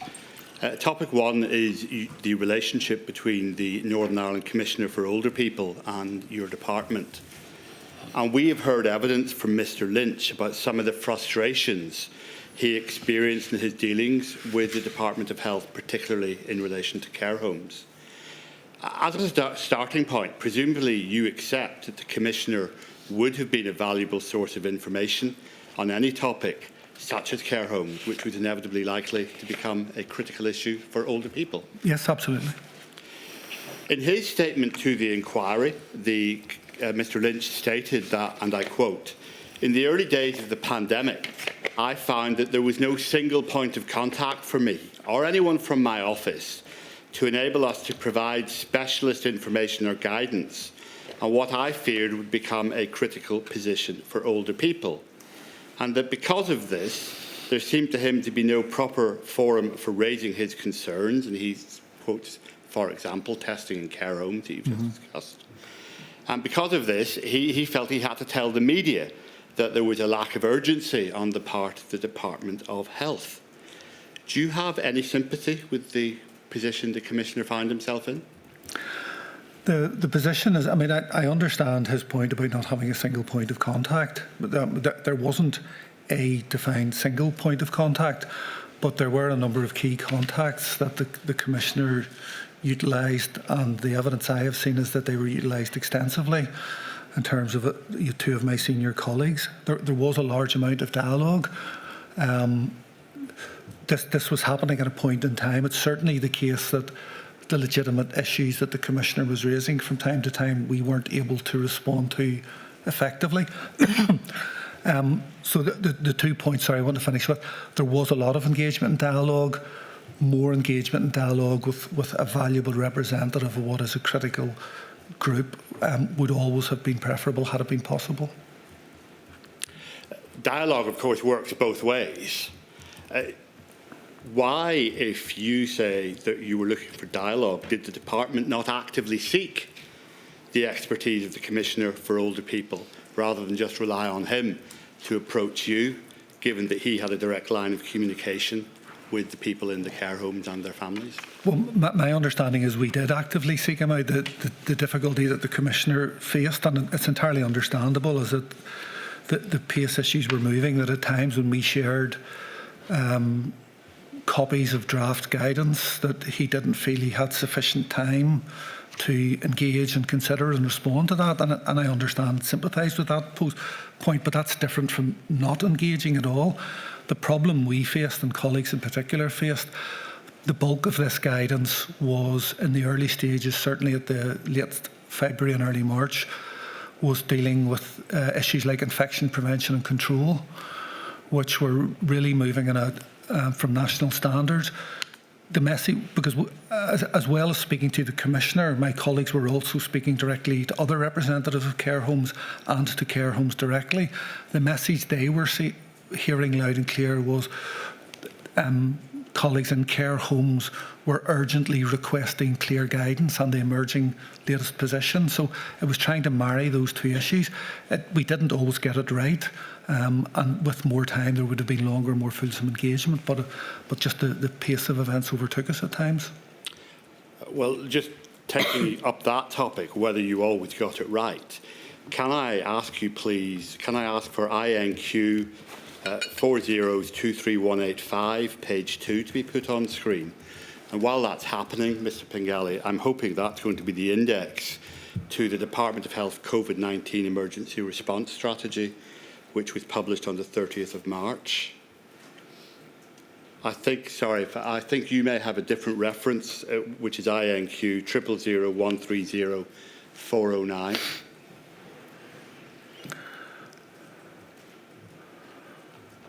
We've had the pleasure of having multiple copies of the same documents, as you know, my lady. So anyway, that is the index to the emergency response strategy that your department published on the 30th of March. And I've put it on screen to give some idea of what the strategy at the end of March purported to contain. Now, I imagine you've had an opportunity of making yourself familiar with this document before today. Mm-hmm. Do you accept that this document makes no specific mention of the acutely vulnerable status of older people? Well, I accept that. I haven't seen the rest of the document before me today. I've read the document recently, but I'm happy to accept that point. Now, you've told us this morning about text exchanges that you had with the head of the civil service nearly 2 months earlier on the 6th of February, in which Sir David Stirling specifically remarked that the problem will be when the pandemic hits care homes and hospitals. And I know he was talking about a different type of pandemic, but the principle remains the same. Do you accept, therefore, that by the 30th of March 2020, you and your department were well aware that any response to the COVID pandemic you now knew you were dealing with would have to take account of the acutely vulnerable status of older people? Yes, and it did. So why is there no mention of it? Well, this is a very high-level strategic document covering the work of the totality of the sector. I think it doesn't run to much more than about 17 pages. There were separate and very complex work streams looking specifically at the issue of care homes. So, I can understand the frustration that it's not mentioned in the document specifically, but that's not to say that there wasn't a focus and energy and work taking place in terms of the care sector. Well, high level can mean two things. One, it can mean general policy, or two, it could just mean vague. But either way, is it not surprising that this document does not refer within those 17 pages to the importance of infection prevention and control measures in the microenvironments of care homes in particular? As I said, it's a high-level strategic document. There's the level. It doesn't get into the granular detail across every sector. There'll be other areas that aren't mentioned, but that I must emphasise that's not to say that there wasn't comprehensive work streams happening in parallel with the development of this document within the sector about care homes. So just so I understand your evidence, are you saying that it wasn't a matter of high-level strategy to prevent and control measures in care homes? No, I'm not. I'm saying this was a high-level strategy document that painted a high-level picture, elements like understanding the path of the curve and measures to flatten the curve. It didn't seek to get into every important aspect of work the fact that something is not specifically mentioned in there does not mean that it's not strategically important. And I can't emphasise that point enough. Care homes were hugely important to us, and particularly the care of all residents within care homes and indeed the staff. Well, I think the public would expect that. The minimum we could expect from the Department of Health, that care homes would be hugely important. But can you not see why it might be thought that the absence, even if this is a high-level strategic document, of any mention of the importance of controlling COVID within care homes in itself indicates that there was a failure in your department to adequately recognise and plan for the acutely vulnerable position of care homes? I can certainly acknowledge the frustration of the stakeholders you represent, that it's not specifically mentioned in this, but I emphasise that is not to suggest that this wasn't a strategically important issue of great concern for us in the department. Thank you, Mr. Pengelly. Next topic. Can we have INQ 000145670, page 1 on screen, please? And this is a letter that you wrote, I think, to the chief executives of the Health and Social Care Trust, which you've described as the arm's-length delivery body for the Department of Health earlier on in your evidence. And in this letter on the 25th of April 2024, entitled Key Changes for Testing for COVID-19, you wrote in the last paragraph that in advance of discharge from hospital to a care home, each patient must be tested for COVID-19. Ideally, this test will be undertaken 48 hours to the patient's discharge to their identified care homes. And then, rather incongruously, you end the sentence by saying this testing requirement must not hold up a timely discharge.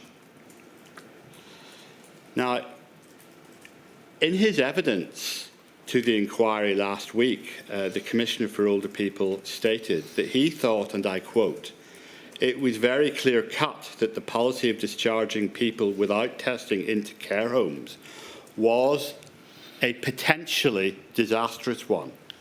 Now, I used the word potentially in view of the answer you gave to Ms Dobbin less than 10 minutes ago, that rightly or wrongly you say not as much damage was done as might have been expected. Do you accept that it was at least a potentially disastrous policy to discharge people into care homes from hospitals, bearing in mind the danger of passing on? It's absolutely, it's potentially dangerous if unmitigated, but I think the point that paragraph is making is it must not hold up a timely discharge because other mitigating measures may be in place, for example, isolation within the care home. Right. Now, Mr Lynch goes on to say that not only was it potentially disastrous, but this any policy of discharging people without testing into care homes was quite a reckless decision to allow this to happen. Now, you've already said that, in fact, the policy could have allowed it to happen because people were getting discharged at times without tests, and even if they were having tests, the results weren't in by the time of transfer. You agree with that?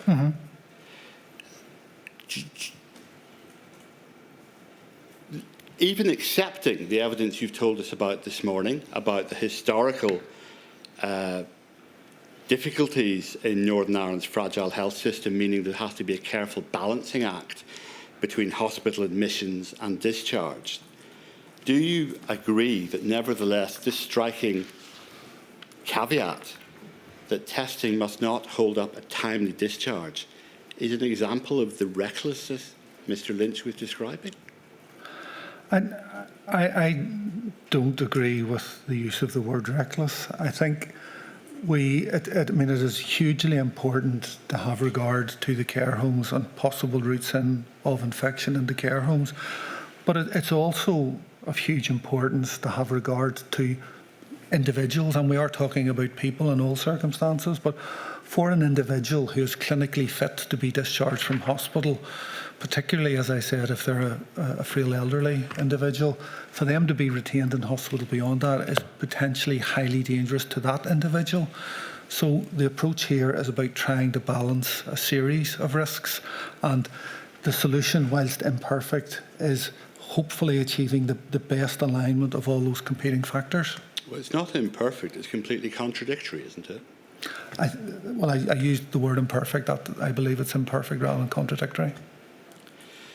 In his statement, Mr. Lynch goes on to state that he had been receiving calls during March and April 2020 from care home managers and providers expressing concern and frustration about what they saw as a requirement by their respective HSCTs to admit new residents from hospital without adequate testing for Covid-19.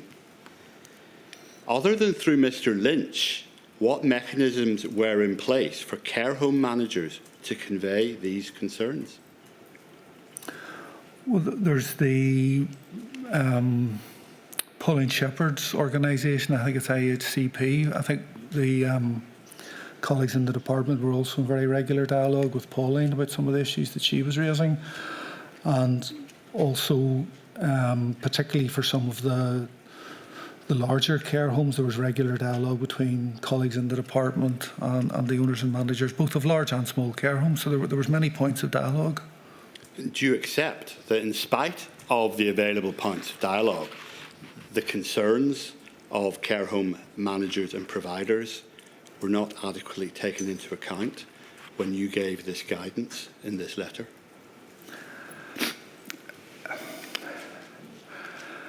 I mean, I can't argue with the assertion that this letter didn't completely deal with the concerns that were clearly prevalent in some care homes. But through issues like pressures in hospital capacity, pressures in testing capacity, there wasn't a perfect solution to any of these issues. I believe that this letter and the policy we adopted was the best compromise position we could reach in terms of managing all those competing tensions. Thank you very much. I have no further questions. Thank you very much indeed, Mr. Alport. Thank you for your help, Mr. Pangeli. Thank you. I know you've already helped, and I do understand the burden that we place upon witnesses like you, but I'm afraid I can't say we won't call upon you again because, as you may know, I have a health module coming up in the autumn. So thank you for your help today. Thank you. I shall return at 2 o'clock.